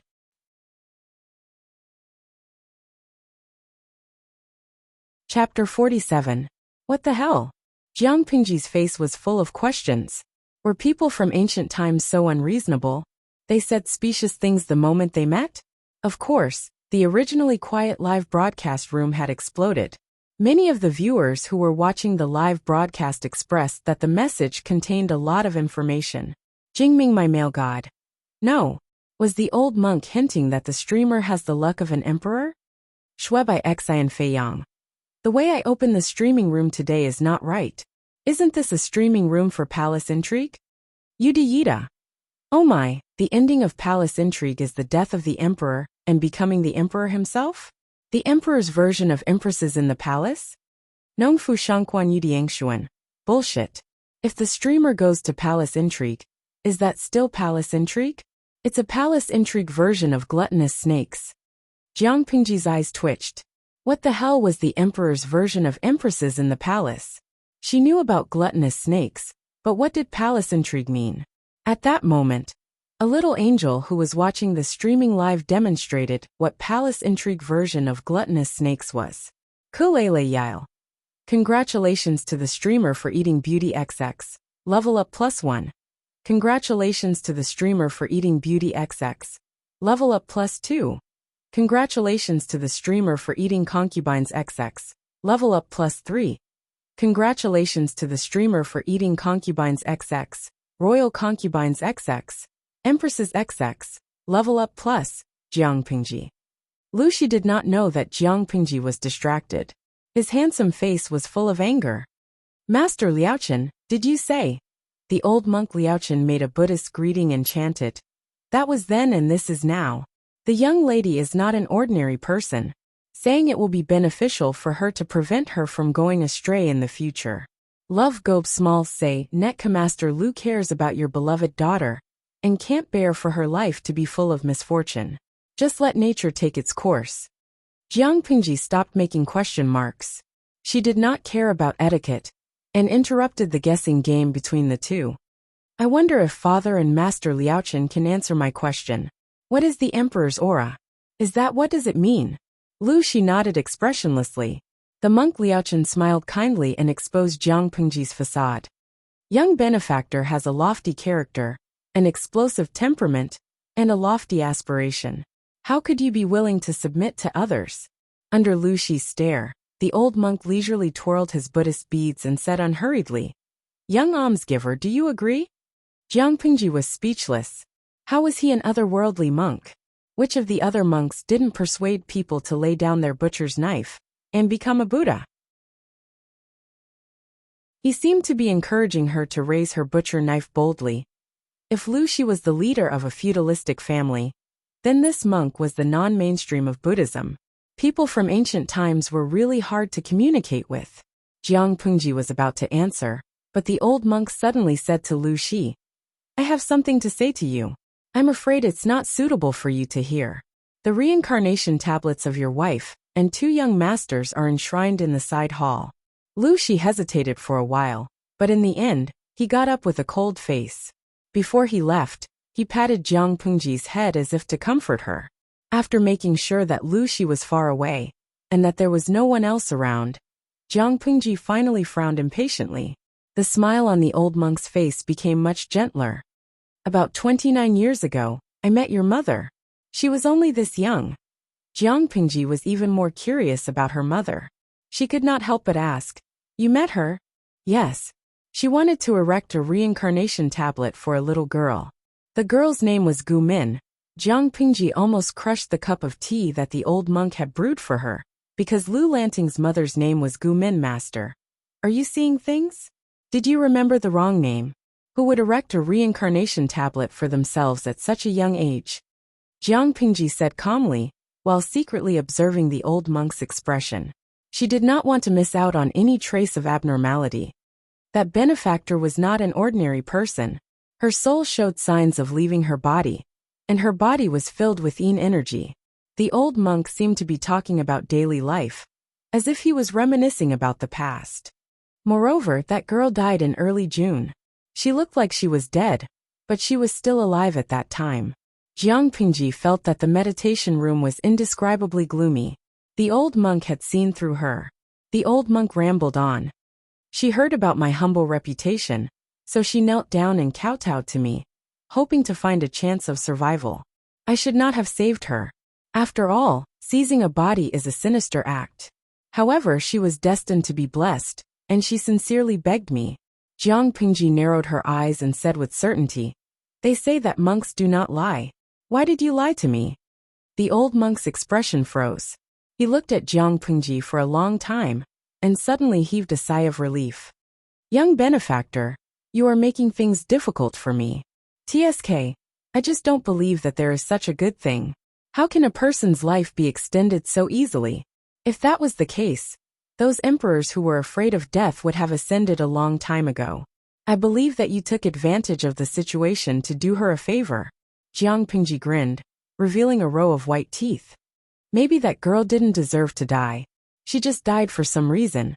It was fate that my mother ended up in her body. Why don't you just push the boat with the current, and do her a favor by expelling the yin energy from her body?" She thought that the old monk would fly into a rage, but he shamelessly nodded and admitted to it. "Young benefactor, you are indeed smart. Everything has its cause and effect. Fate has its own destiny. The girl should have died, and your mother should have appeared. Just like you, young benefactor, she should have become Lu Lanting." After the old monk finished speaking, he twirled his Buddhist beads and kept on muttering. At that moment the system, which had been silent for a long time, secretly said, "I feel like this old monk is spouting a bunch of nonsense." Jiang Pingji said meaningfully, "Maybe it's not nonsense. He just wants to pass on some important information to me." "System? What information?" "I don't know. The brains of people in ancient times are too complicated. They are not on the same channel." "I don't understand," Jiang Pingji complained. The system said, "Then what are you trying to say?" Jiang Pingji rubbed the space between her eyebrows and asked a straightforward question. "I don't want to know about the past. I just want to know how you and my cheap mother worked together to deceive my cheap father and my cheap stepmother. They knew that their bodies were the same, but their souls were different. Based on their current thinking, wouldn't they treat me like a demon, cut me into pieces and burn me? Did they think she was stupid? Did the second lady, and her father think that she did not know about this secret? Jiang Pingji said bluntly. I inherited a dead body. When I woke up, Lu Lanting was already gone. Both the second lady and her father knew that Jiang Pingji was not Lu Lanting, but they still treated her as their daughter. This development infuriated her. At first, she thought that the two were lying to themselves, but when she saw the old monk, she suddenly understood. This was the root of the problem. This is not a lie. Young benefactor, you are indeed Lu Lanting. You should be Lu Lanting. A monk does not lie. Jiang Pingji bluntly exposed him. You lied to me just now. Master Liaochen was speechless.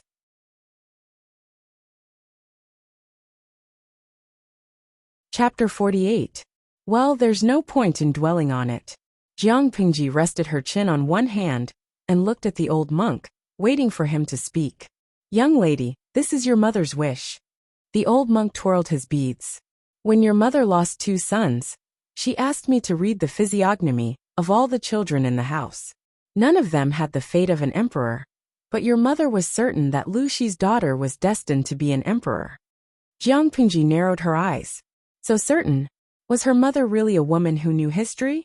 I'm not strong enough, so I asked a friend for help. Finally, I figured out that Lu Shi had the fate of being the father of an emperor, but the daughter of an emperor never showed up. Before your mother passed away, she seemed to have figured something out. To protect you, she asked me for a favor. The old monk said with a smile. Your mother didn't care about the danger of being burned as a demon, and told your father about her origin. She also said that she had 2 souls in her body since she was young, and one of them died because of the death tribulation. As her daughter, it is very likely that the young benefactor will. Jiang Pingji's hands trembled, and she almost spilled the tea in her cup. 2 souls in one body. Did that mean that both the second lady and Lu Shi thought that the real Lu Lanting was the one who died? If that wasn't the case, little benefactor and your esteemed father would definitely harbor animosity toward each other. It's not impossible that they would eventually fall out. The old monk maintained his amiable smile. Moreover, your mother knew you were her daughter. There's no doubt about that. But why was she so sure that the death would happen at the age of 12? Jiang Pingji was shocked. She had an answer, but she needed to verify it. Your mother had just given birth to you and your brother. Seeing that they were both intelligent, she secretly asked me if the body of the baby girl had been possessed by a thief. She said that the baby girl was supposed to be soulless until she was 12 years old. Jiang Pingji crossed her arms in front of her chest. Various clues kept flashing through her mind. According to the current information, that cheap mother was really a woman who knew about history. Or in other words, in history this empress was quite famous.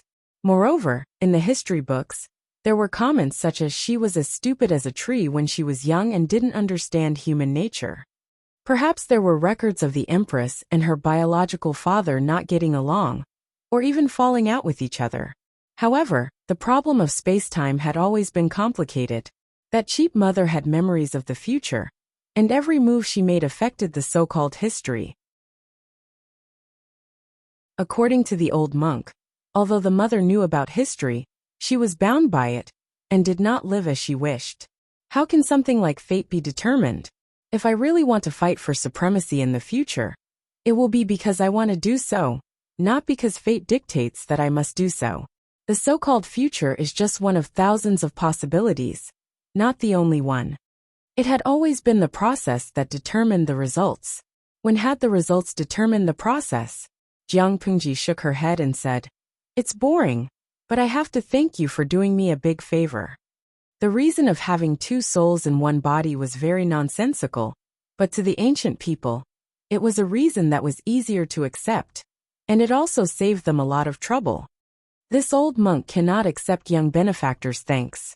The old monk shook his head and said greedily, Young benefactor, you are still the most sensible. The way of fate is mysterious and not unchangeable.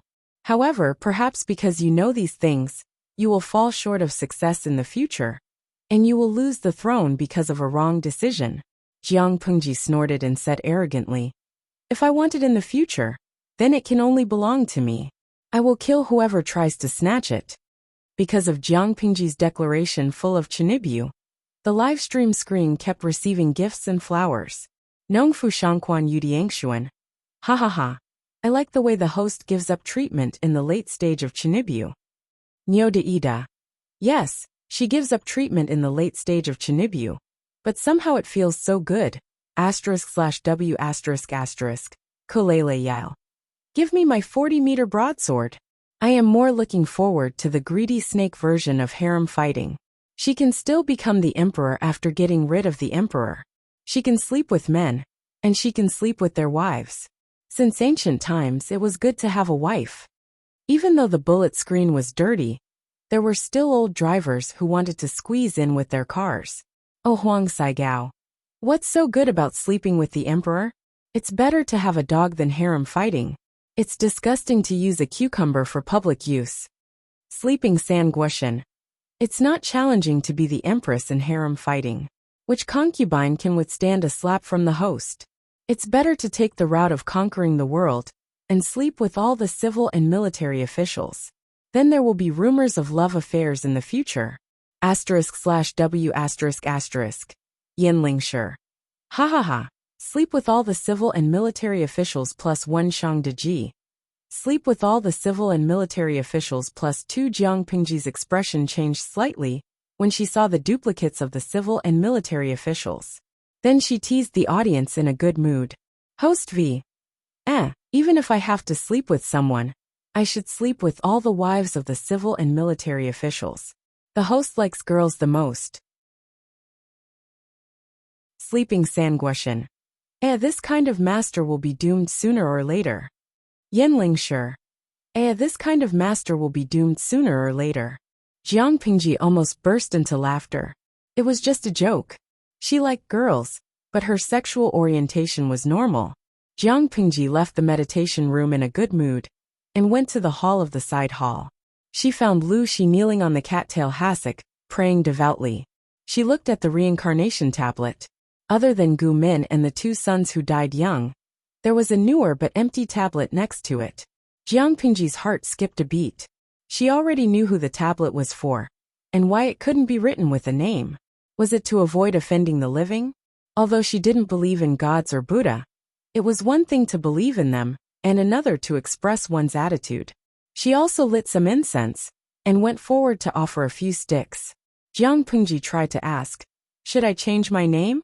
The reincarnation tablet was empty, and Lu Shi felt sad when he saw it. It's okay. Make a new one. Lu Shi sighed, and inserted the incense in his hand into the altar. He looked at it with a complicated and nostalgic look. I thought I could have a bunch of children with Gu Min, so I prepared more than a dozen names a few years ago. There were boys and girls. Unfortunately, there were only 2 names that could be used in the end.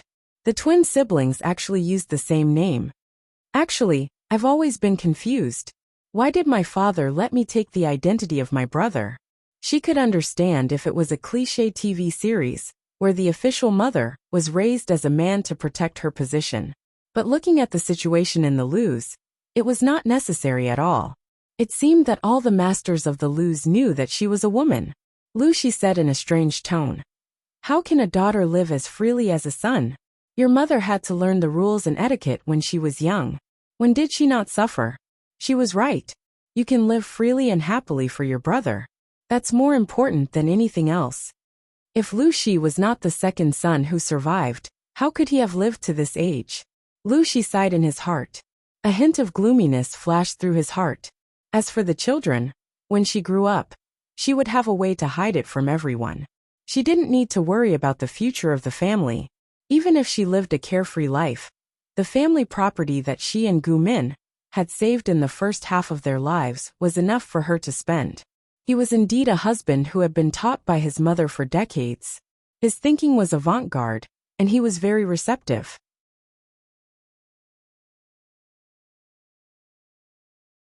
Chapter 49. We provide you with wonderful novels to read. But what about Wei Jingxian's engagement? Lu Shi could tell what she wanted to ask. He raised his eyebrows with a hint of displeasure. The marriage was first proposed by the Wei's wife.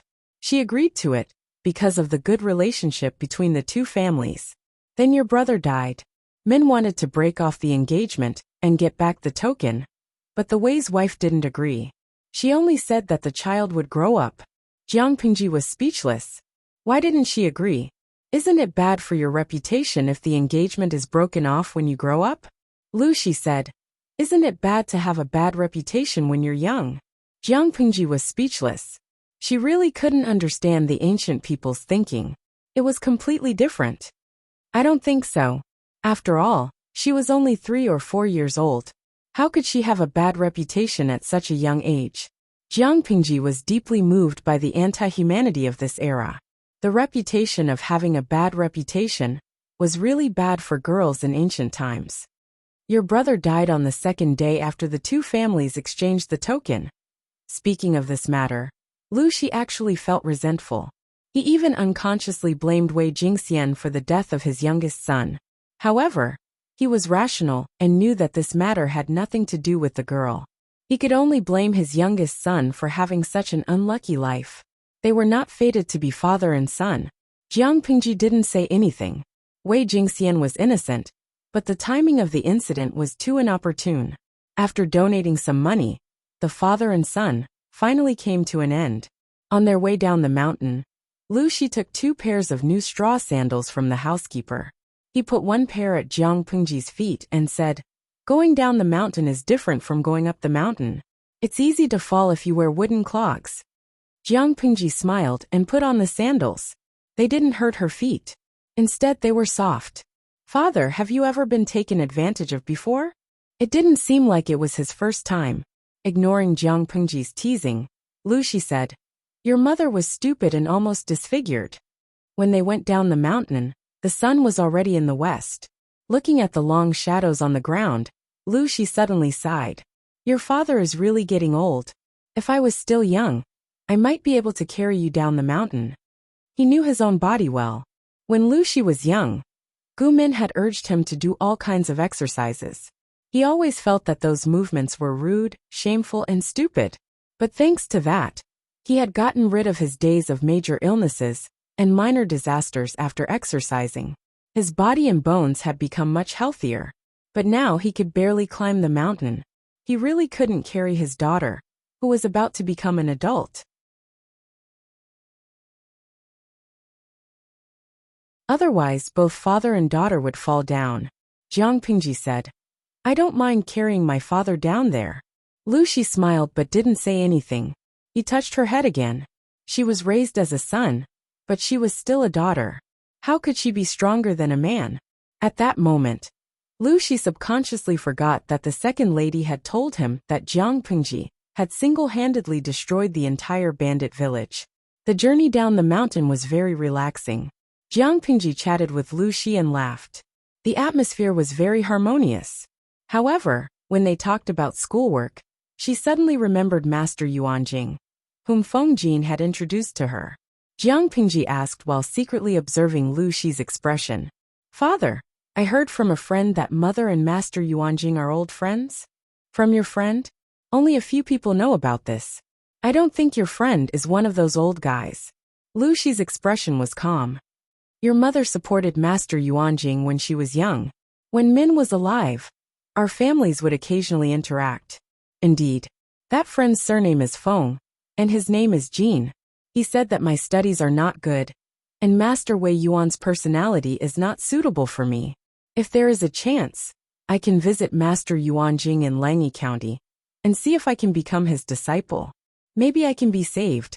Before Jiang Pingji finished her sentence, Lu Shi, who had been listening attentively, suddenly stopped walking. His expression was slightly stiff. He turned his head and looked at her. "Who? What?" Jiang Pingji didn't understand. She immediately understood that Lu Shi was referring to that friend. "Feng Jin.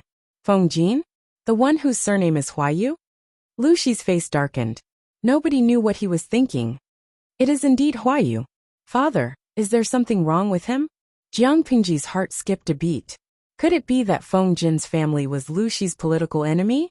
Lu Shi didn't look like a narrow-minded person. Why would he implicate his political enemy's descendant just because of his political enemy? He's just a kid. Lanting, you can just maintain a gentleman's relationship with him. There is no need to get close to him. Lu Shi regained his calm expression, as if he wasn't the one who frowned in displeasure. Although Jiang Pingji didn't understand, Lu Shi was not the kind of person who liked to slander people behind their backs. Moreover, Feng Jin was only a teenager. He was too different from Lu Shi. He must have his reasons for saying that. After a few more steps, Lu Shi suddenly asked, "How did Lanting and Feng Huayu meet?" Jiang Pingji gave a concise and comprehensive description. On the 3rd of March, he and his companions were chased by bandits. They accidentally broke into the bandits' village and happened to bump into me and Jing. We had some misunderstandings, but they were all solved later. Lu Shi asked calmly, "What do you think of his temperament?" If Lu Shi asked about Feng Jin's talent, Jiang Pingji could praise him, but temperament, it would be more derogatory. He acts decisively and treats people well, but sometimes he will do anything to achieve his goals. A man must be ruthless. If a man isn't decisive and ruthless, he won't even know how he died. Jiang Pingji was speechless. That should be a compliment to Feng Jin, right? If you want to go to Langyi County to look for Master Yuanjing, you can give it a try. In the previous dynasty, based on your age, it's time for you to leave home to study. It's a good thing to have the ambition to study abroad, but you don't have to reveal your identity. That person has a strange temper and doesn't take favors. According to my son's talent, he's no worse than his last disciple. Lu Shi changed the topic and didn't want to continue talking about Feng Jin. It was said that a woman's mind was hard to understand, but in her opinion, a man's mind was also like looking for a needle in a haystack. The carriage of the Lus was parked at the foot of the mountain. It was easier to go down than up. Soon they could see the familiar carriage. Lu Shi was deep in thought when he got in the carriage. "Lanting, has Master Liaochen told you everything?" Jiang Pingji answered. "Yes, I've told him everything." Lu Shi asked, "Then, what do you think about that matter?" "It's still too early. If one day I really walk that path, I will naturally be the final winner. Rather than groveling at the feet of a brainless person, why not sit on the throne yourself?" Jiang Pingji was not someone who liked to stir up trouble, but she was definitely not someone who was afraid of trouble. Lu Shi closed his eyes. "Well, don't say these words to anyone else when you leave this carriage. Keep it to yourself."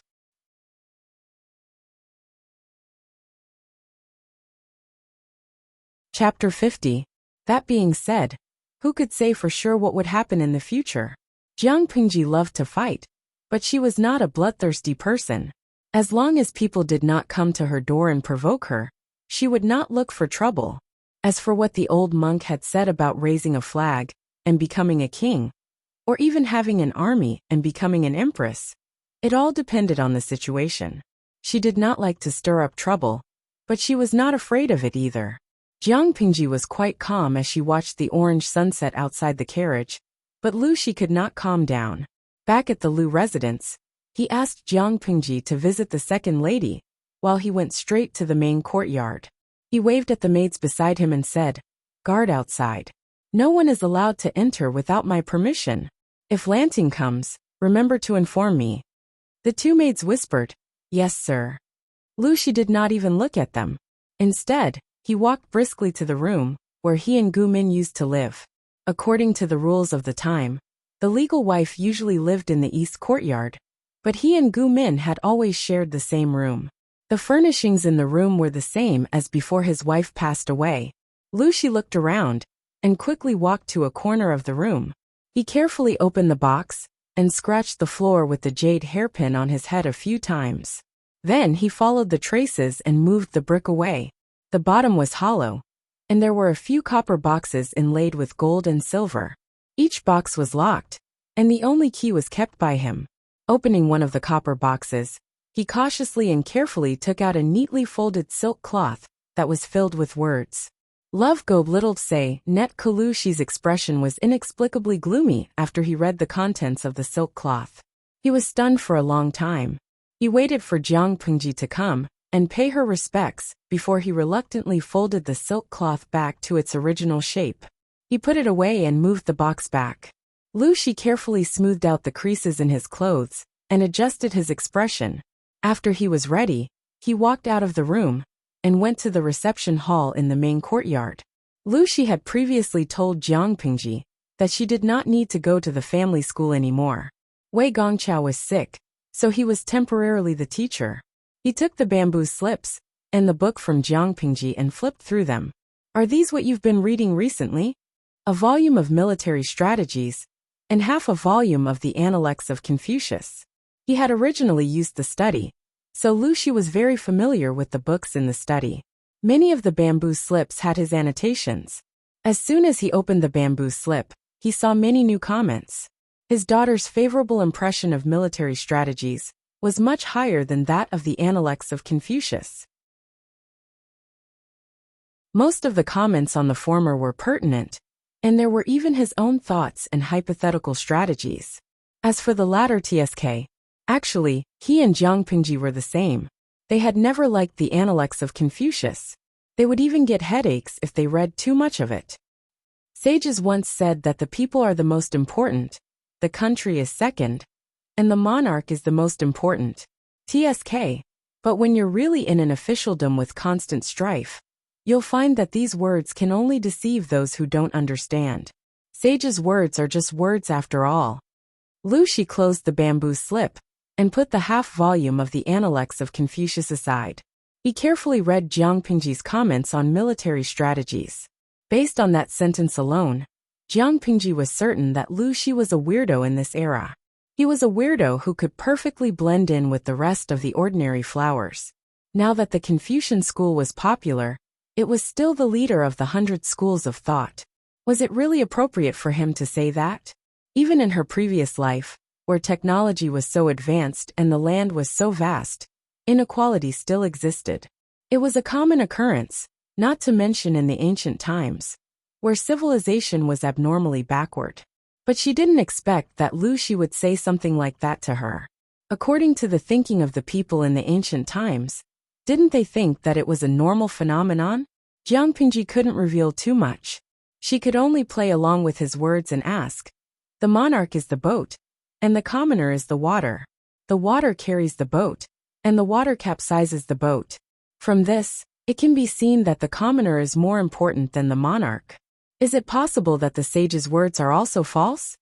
Lu Shi shook his head and corrected her. No, I can't say that it's false. I can only say that it's too perfect. He knew that his daughter was extraordinary, but she was still a child who had not seen much of the world. Amin often said that at the age of 12, she was still a little girl who was still wet behind the ears.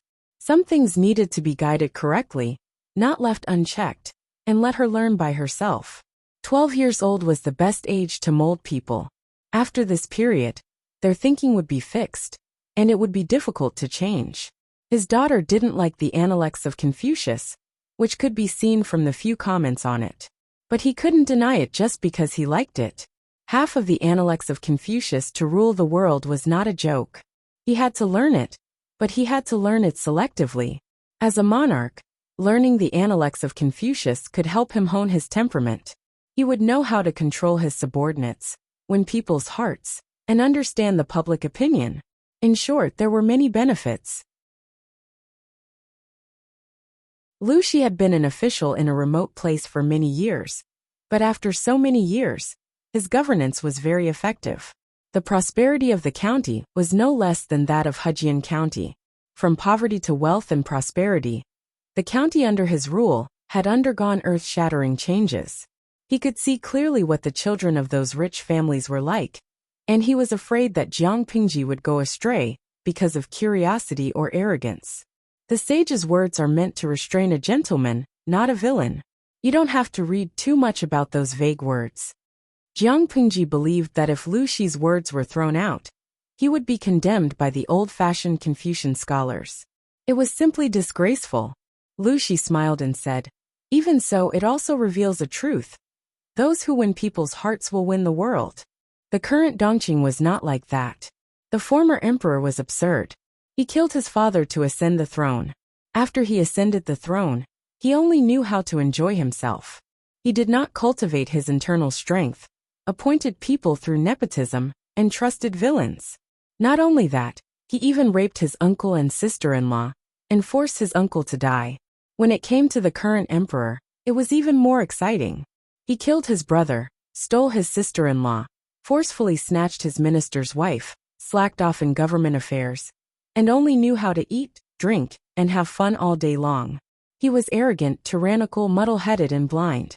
He favored the villains, indulged his cronies, and persecuted good ministers and generals. The court was a mess. Officials protected each other.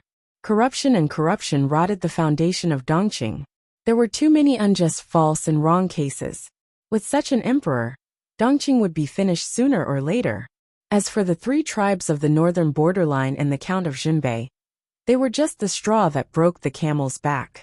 If there was no peace negotiation, Dongqing could still hold on for a few more years. When the princes grew up, there might be a virtuous emperor who could rise to the throne. Perhaps he could still turn the tide and save Dongqing, which was on the verge of collapse. If there was peace negotiation, it would be hard to say if they invited a wolf into the house. The world was faintly in chaos, so he believed monk Liaochun's words. Jiang Pingji looked at Lu Shi, who was smiling. He was very serious, and did not seem to be joking at all. I will remember father's words.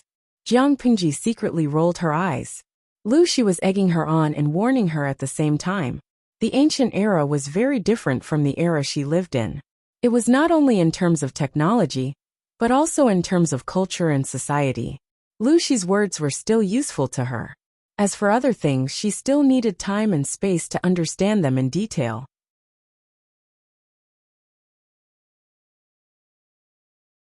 Chapter 51.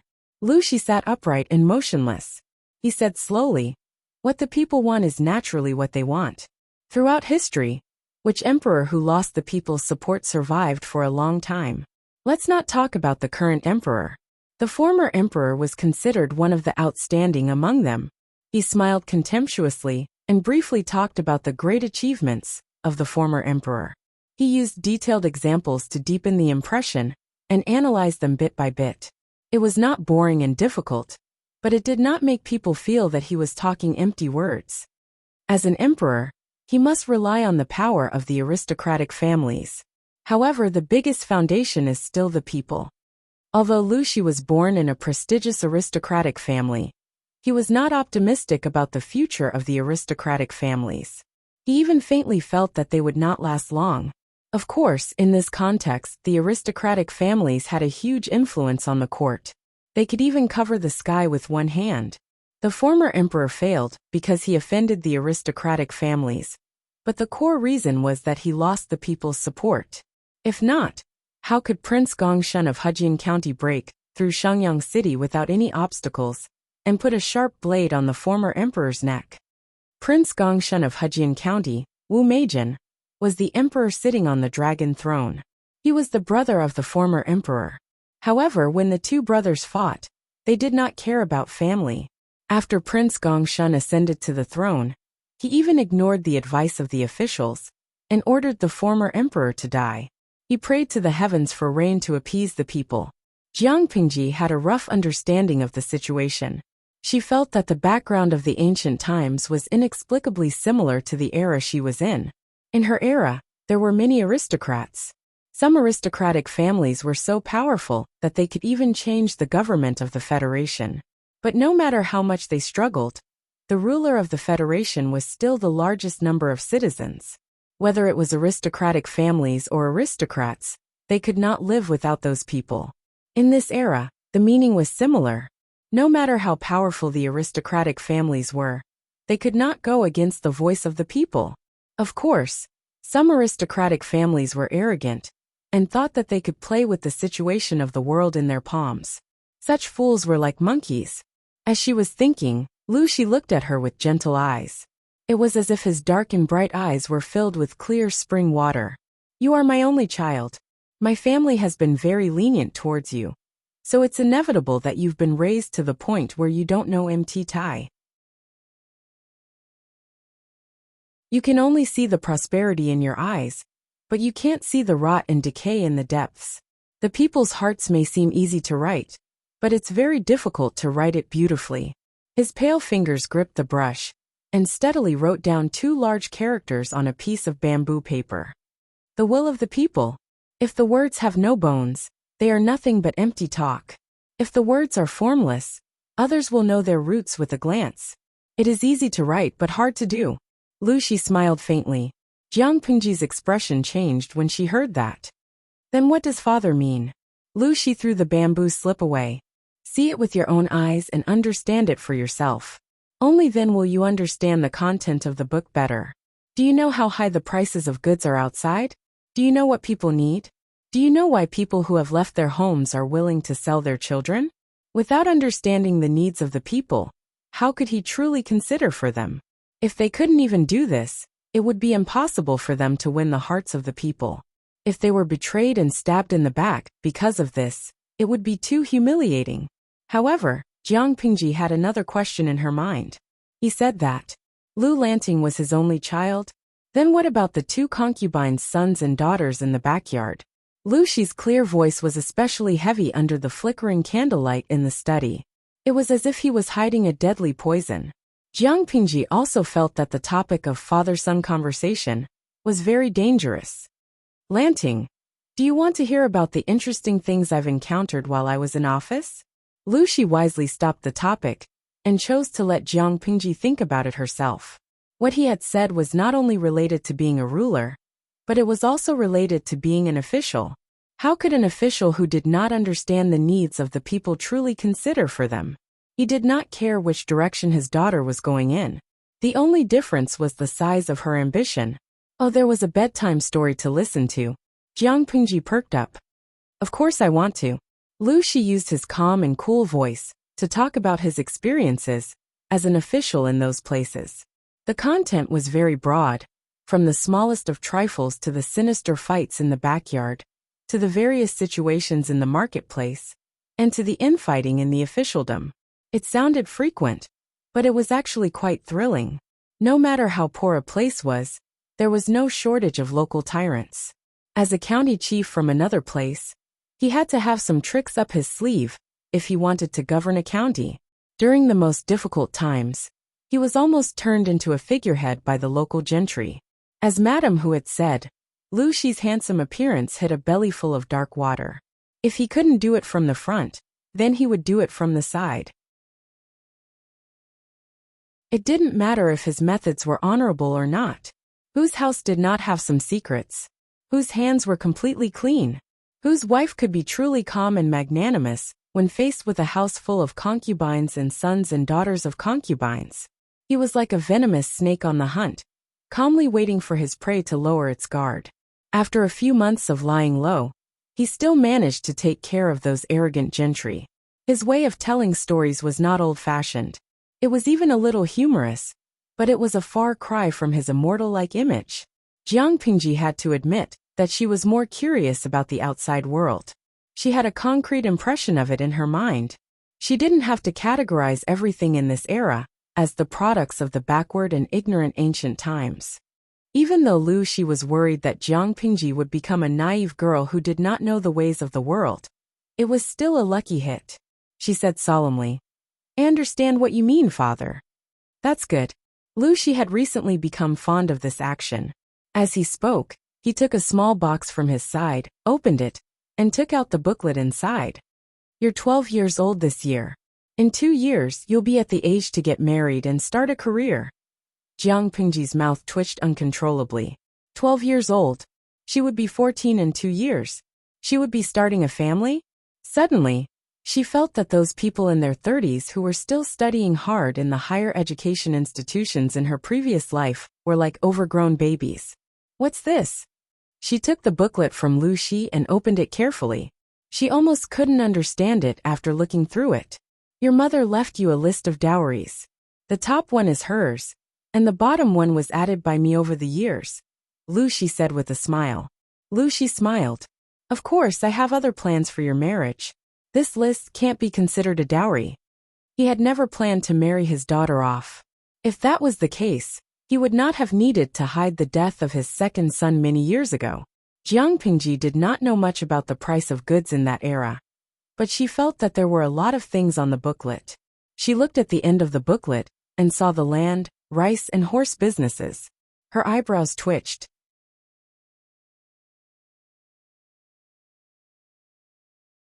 Chapter 52. If they raised a flag and rebelled, they would definitely win at the starting line with the resources. In fact, that was indeed the case. If all the things in the book were converted into money, it would be several times richer than the national treasury of Dongqing. She really didn't know how Lu Shi had managed to amass such a large net worth without alerting anyone. Jiang Pengji suppressed her inner thoughts. Although she had only glanced at it a few times, she had memorized every single word on it. It was a pity that she could not understand the prices at that time, so she was not clear about the specific value of the contents. Marriage? Jinger. The Weiss have other plans. Her temperament is not suitable for you, so they will probably call off the marriage soon. Then to protect her reputation, my son may have to suffer. Lu Shi sneered. He knew the Weiss plans like the back of his hand. The Weiss had insisted on keeping the marriage, even though their second son was dead. They did not want Jingxian to be known as a jinx to her husband. But the two families could not let their daughters marry each other, could they? Even though it was part of Lu Shi's plan, he was still unhappy. Therefore, the Weiss should speak up and discuss the cancellation of the marriage. Jiang Pengji was not surprised. In this situation, women are always at a disadvantage. I'm fine. They knew that she was a woman, but they still married their daughter to Jiang Pengji. That family was either stupid or plotting something, or there was something wrong with the woman. Lu Shi calmly covered his trembling hands with his sleeves to hide his loss of composure. If Jiang Pengji had been a man, Lu Shi might have felt that his son was magnanimous and open-minded. But she was a girl. Why did it feel weird to hear her say that? Was it not good for his daughter to be such a man? Lu Shi raised his eyelids and said, "Oh, it's not easy to humiliate my son. I won't let them take advantage of me." If the marriage was cancelled when they were young, the man would bear most of the pressure. How could he be willing to do such a disadvantageous thing? Lu Shi was not a picky person, but he hated being at a disadvantage since he was young. The Weiss had to show their sincerity. Jiang Pengji was speechless. She secretly poked at the system and muttered to herself, "I think this cheap father is a little two-faced." The system said, "Host, how can you say that about others? Take a look at your own color first." Jiang Pengji's style was very similar to Lu Shi's. Who wouldn't believe that they were father and daughter? Perhaps it was because he was getting older, but Lu Shi's health wasn't as good as it was when he was young. After a few coughs, his eyes were bloodshot. He looked a little listless. He looked weak under the flickering candlelight. "Did you dismiss some guards a few days ago?" Jiang Pengji was practicing calligraphy under Lu Shi's guidance. She felt that it was much more efficient than fumbling around on her own. She stopped writing and looked up at him. "Yes, it's just a few unscrupulous and crafty ones. I threw them to the old butler and sold them." Lu Shi's question was not meant to reprimand her. "Although our mansion is small, we can't be short of guards. Tomorrow, you will follow the butler to buy some useful servants. Come back and write a plan for me. Write whatever comes to your mind. The more detailed, the better." Lu Shi paused and continued. "In recent years, natural and man-made disasters have been happening. Refugees and bandits have fled everywhere. Even Hejing County is not peaceful. If it weren't for your quick thinking, I'm afraid you wouldn't have been able to get out of that situation so easily. I've thought about it. Coincidentally, we have some surplus food. If you're interested, you can take it to feed your troops and keep it for self-defense." Jiang Pengji's eyebrows twitched even more. Troops. According to her understanding, troops were considered private troops. They were equivalent to guards or servants. Not to mention the aristocratic families, even the gentry with some surplus food would feed them. The reason was similar to what Lu Shi had said. The current situation was not stable. One could encounter several groups of robbers and murderers when they went out. Some small places would even be looted by bandits. If one did not have some strength, he would not even know how he died. Now that the aristocratic families were powerful, the emperor was afraid of them. Another reason was that the aristocratic families had a lot of troops in their hands. Of course, for ordinary people, troops were servants and guards. But for Jiang Pengji, they were F***king private troops. Even though you're a boy in name, you're still a girl. You must have some means to protect yourself. Lu Shi sighed and took out a small piece of paper from his sleeve. He carefully unfolded it and showed it to her. Look at this. It's never wrong to prepare for a rainy day. Jiang Pingji took the paper and glanced at it. She immediately understood Lu Shi's intention. The content was actually very simple. The emperor also wanted to negotiate with the second prince to marry the princess of the northern borderline. But the decision had not been made public. She did not know which high-ranking official in the imperial court Lu she was in contact with to get first-hand information. Purchasing servants was the responsibility of the mistress of the house. It was within the scope of the inner court. A man like Jiang Pingji should not interfere. But since Lu Shi had spoken, it was obviously a test. How could the second mistress not agree? As for Madame Hu, she only sent a servant girl to pass on a message. She would listen to her cousin. The next day, the old housekeeper came back with 2 booklets. Master said that everything today will be decided by the second Langjun. Jiang Pingji took the booklet and glanced at it. She asked, "Are these the records of the purchasing servants in the manor in recent years?" She realized that the bookkeeping habits of the Lu manor were very different from those outside. They were more clear and organized, and they were in tabular format. It clearly recorded the value of the buyer, as well as their name and background. Some of the buyers were even from the same family. It even recorded their current positions and specialties. She flipped through it, and with her strong memory, memorized all the names of the servants inside and outside the Lu residence. Needless to say, this bookkeeping format must have been created by Lu Shi's mother. It would be much more convenient to use it to manage the inner court. The old housekeeper stood with his hands in front of his chest. He looked calm. Yes, these are the records of the changes in the servants in the manor in recent years. Of the 2 booklets, one was the records of the past few years, and the other was brand new. She did not even have to think to know what it was used for. If that's the case, I'll follow the old rules and go to the broker house first. She did not know how many broker houses there were in Hejian County, so it was better to start with the ones she was familiar with. At least the possibility of being deceived would be lower. If it was any other day, she would have asked the broker house to bring the servants to the manor, and then she could take her time to choose. But it was a test set by Lu Shi that day. Thinking of the conversation with the people the night before, Jiang Pingji decided to go out on her own and learn about the prices outside. What she heard from others and what was written in books was not as convincing as seeing it with her own eyes.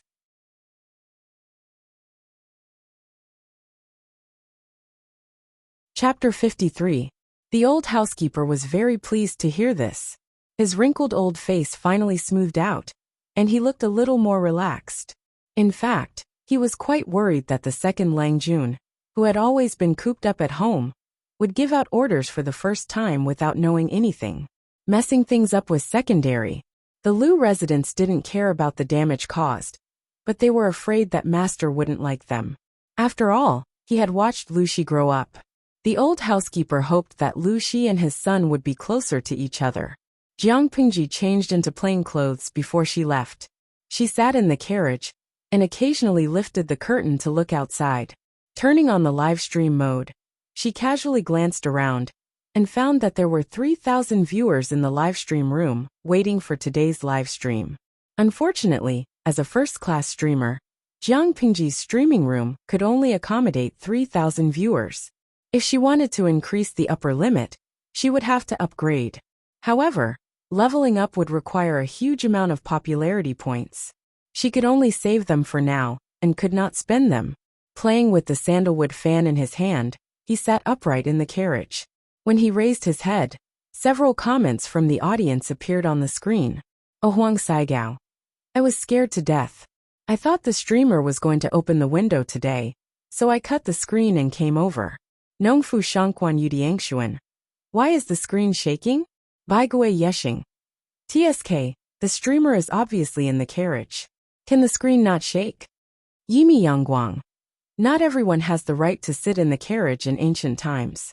Even poor merchants don't have the right. The host status is quite high. If this carriage was in our hands, it would be a Maserati worth a few million, right? Although it was a horse carriage, the interior of the carriage was quite complete. Not only was there a table, But there was also a hidden box with the 4 treasures of the study and snacks to pass the time. If he was tired of sitting, he could still lean on the table to relax. If he was sleepy, he could still sleep. Of course, this was not the main point. The main point was the advanced shock absorption system inside the carriage. Before she boarded the carriage, she noticed that the structure of the carriage was different from the ones she had seen before. The shock absorption system was more complete. However, when he thought about the butterfly hairpin he saw in the second madam's room, it also had springs on it. It meant that Mother Lu had experimented with this thing before. In order to pursue comfort, it didn't seem impossible to use springs on the carriage to make a shock absorber system.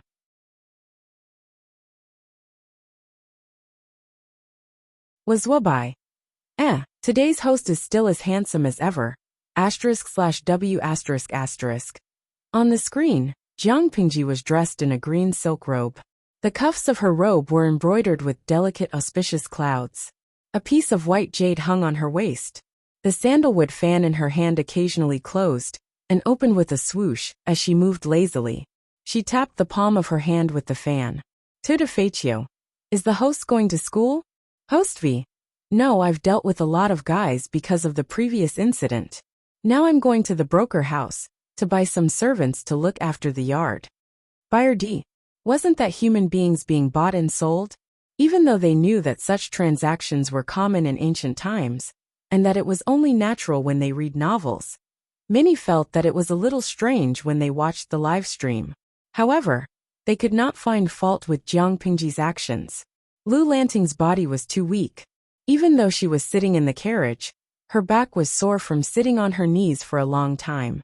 She leaned on the table and thought about the summary she would write to Lu Shi after choosing the servants. After a while, the old housekeeper lowered his voice and said, "Second Langjun, we're here." There were many officially approved brokers in Hejian County, but the one that was closest to the Lus and had a good reputation was the one in front of her. Jiang Pingji put away her sandalwood fan and glanced at the plaque hanging on the door. I can't tell that this is a broker house just by looking at the door. Of course, when she entered, she found an even more interesting scene. The interior was decorated like a normal merchant's house. She whispered to the old housekeeper, "It's different from what I imagined. I thought it would be dirty and messy." The old housekeeper stood with his hands by his side and said in a serious tone, "Broker houses are divided into different levels. The kind you mentioned is probably the lowest of the lowest. They specialize in cheating and forcing people to buy and sell. The people they hire are of unknown origins. There's no way the Lu's family would want those kinds of servants." More importantly, the old housekeeper did not have the guts to bring Jiang Pingji to that kind of place. If they met someone who thought that they were easy to bully because of their plain clothes, they might get bullied. That's true. The difference between a licensed business and an unlicensed business is always different, Jiang Pingji replied with a smile. Under normal circumstances, when a rich family wanted to buy a servant, they would directly send a steward to the broker house to inform them. There were people like Jiang Pingji who came to the house herself, but most of them were from poor families. When the woman broker heard the news, she thought there was something wrong with her ears. Of course, when she saw the old housekeeper of the Lus, she immediately went up to him. "What kind of wind blew you here today?" The woman broker was plump and strong, with a fierce-looking face. Her hair was pinned with a bright red silk flower, and she wore a shiny golden ornament that shone brightly under the sunlight. Just by standing there, she exuded a rich aura. The old housekeeper was tall, but because of his old age, he looked a little thin. Compared to the old woman broker, he was like a bamboo pole. The old housekeeper secretly rejected the old woman broker's flattery. He raised his brows and said, "I have business to attend to today. Be careful not to offend you." After all, he was the housekeeper of the Lus residence. He knew almost everyone who had dealings with the Lus, including the old woman broker. The smile on the old woman broker's face froze for a moment, but in the blink of an eye, she smiled even more brightly. She secretly looked at Jiang Pingji. In Hejian County, there were many rich families in a small place. Generally speaking, the Lus were not the top big shot. But everyone knew that the second branch of the Luz was rich. The famous bamboo paper workshop and several prosperous bookstores were all owned by the second branch. There were also other restaurants and restaurants. The owner came in person. This was a big deal. The old woman broker had been in the business world for many years. What kind of people had she not seen? To be able to do business like this, she must have some tricks up her sleeves. She had an idea. She quickly led Jiang Pingji and her servant to the seats of honor. Then she lowered her posture and knelt down. She looked flattering and respectful. Jiang Pingji opened her sandalwood fan and asked the old woman broker, "How many boys and boys between 10 and 30 years old do you have here? They must be healthy, clean, and have a clean background. They must not have committed crimes. Because we are buying guards if they are skilled, the price can be increased. It would be best if they were adult men. She just needed to teach them some martial arts. But if she formed her own private army, she would be too old. There was not much room for her to teach them." You're tuning in to the Li Mei's Sword of Destiny YouTube channel. We're so grateful for your support. And don't forget to subscribe to join us on this incredible journey through captivating stories. Your generosity through donations truly makes a world of difference, as it's the primary source of revenue that allows me to expand and enhance this channel for you. Thank you from the bottom of my heart for being a part of this adventure.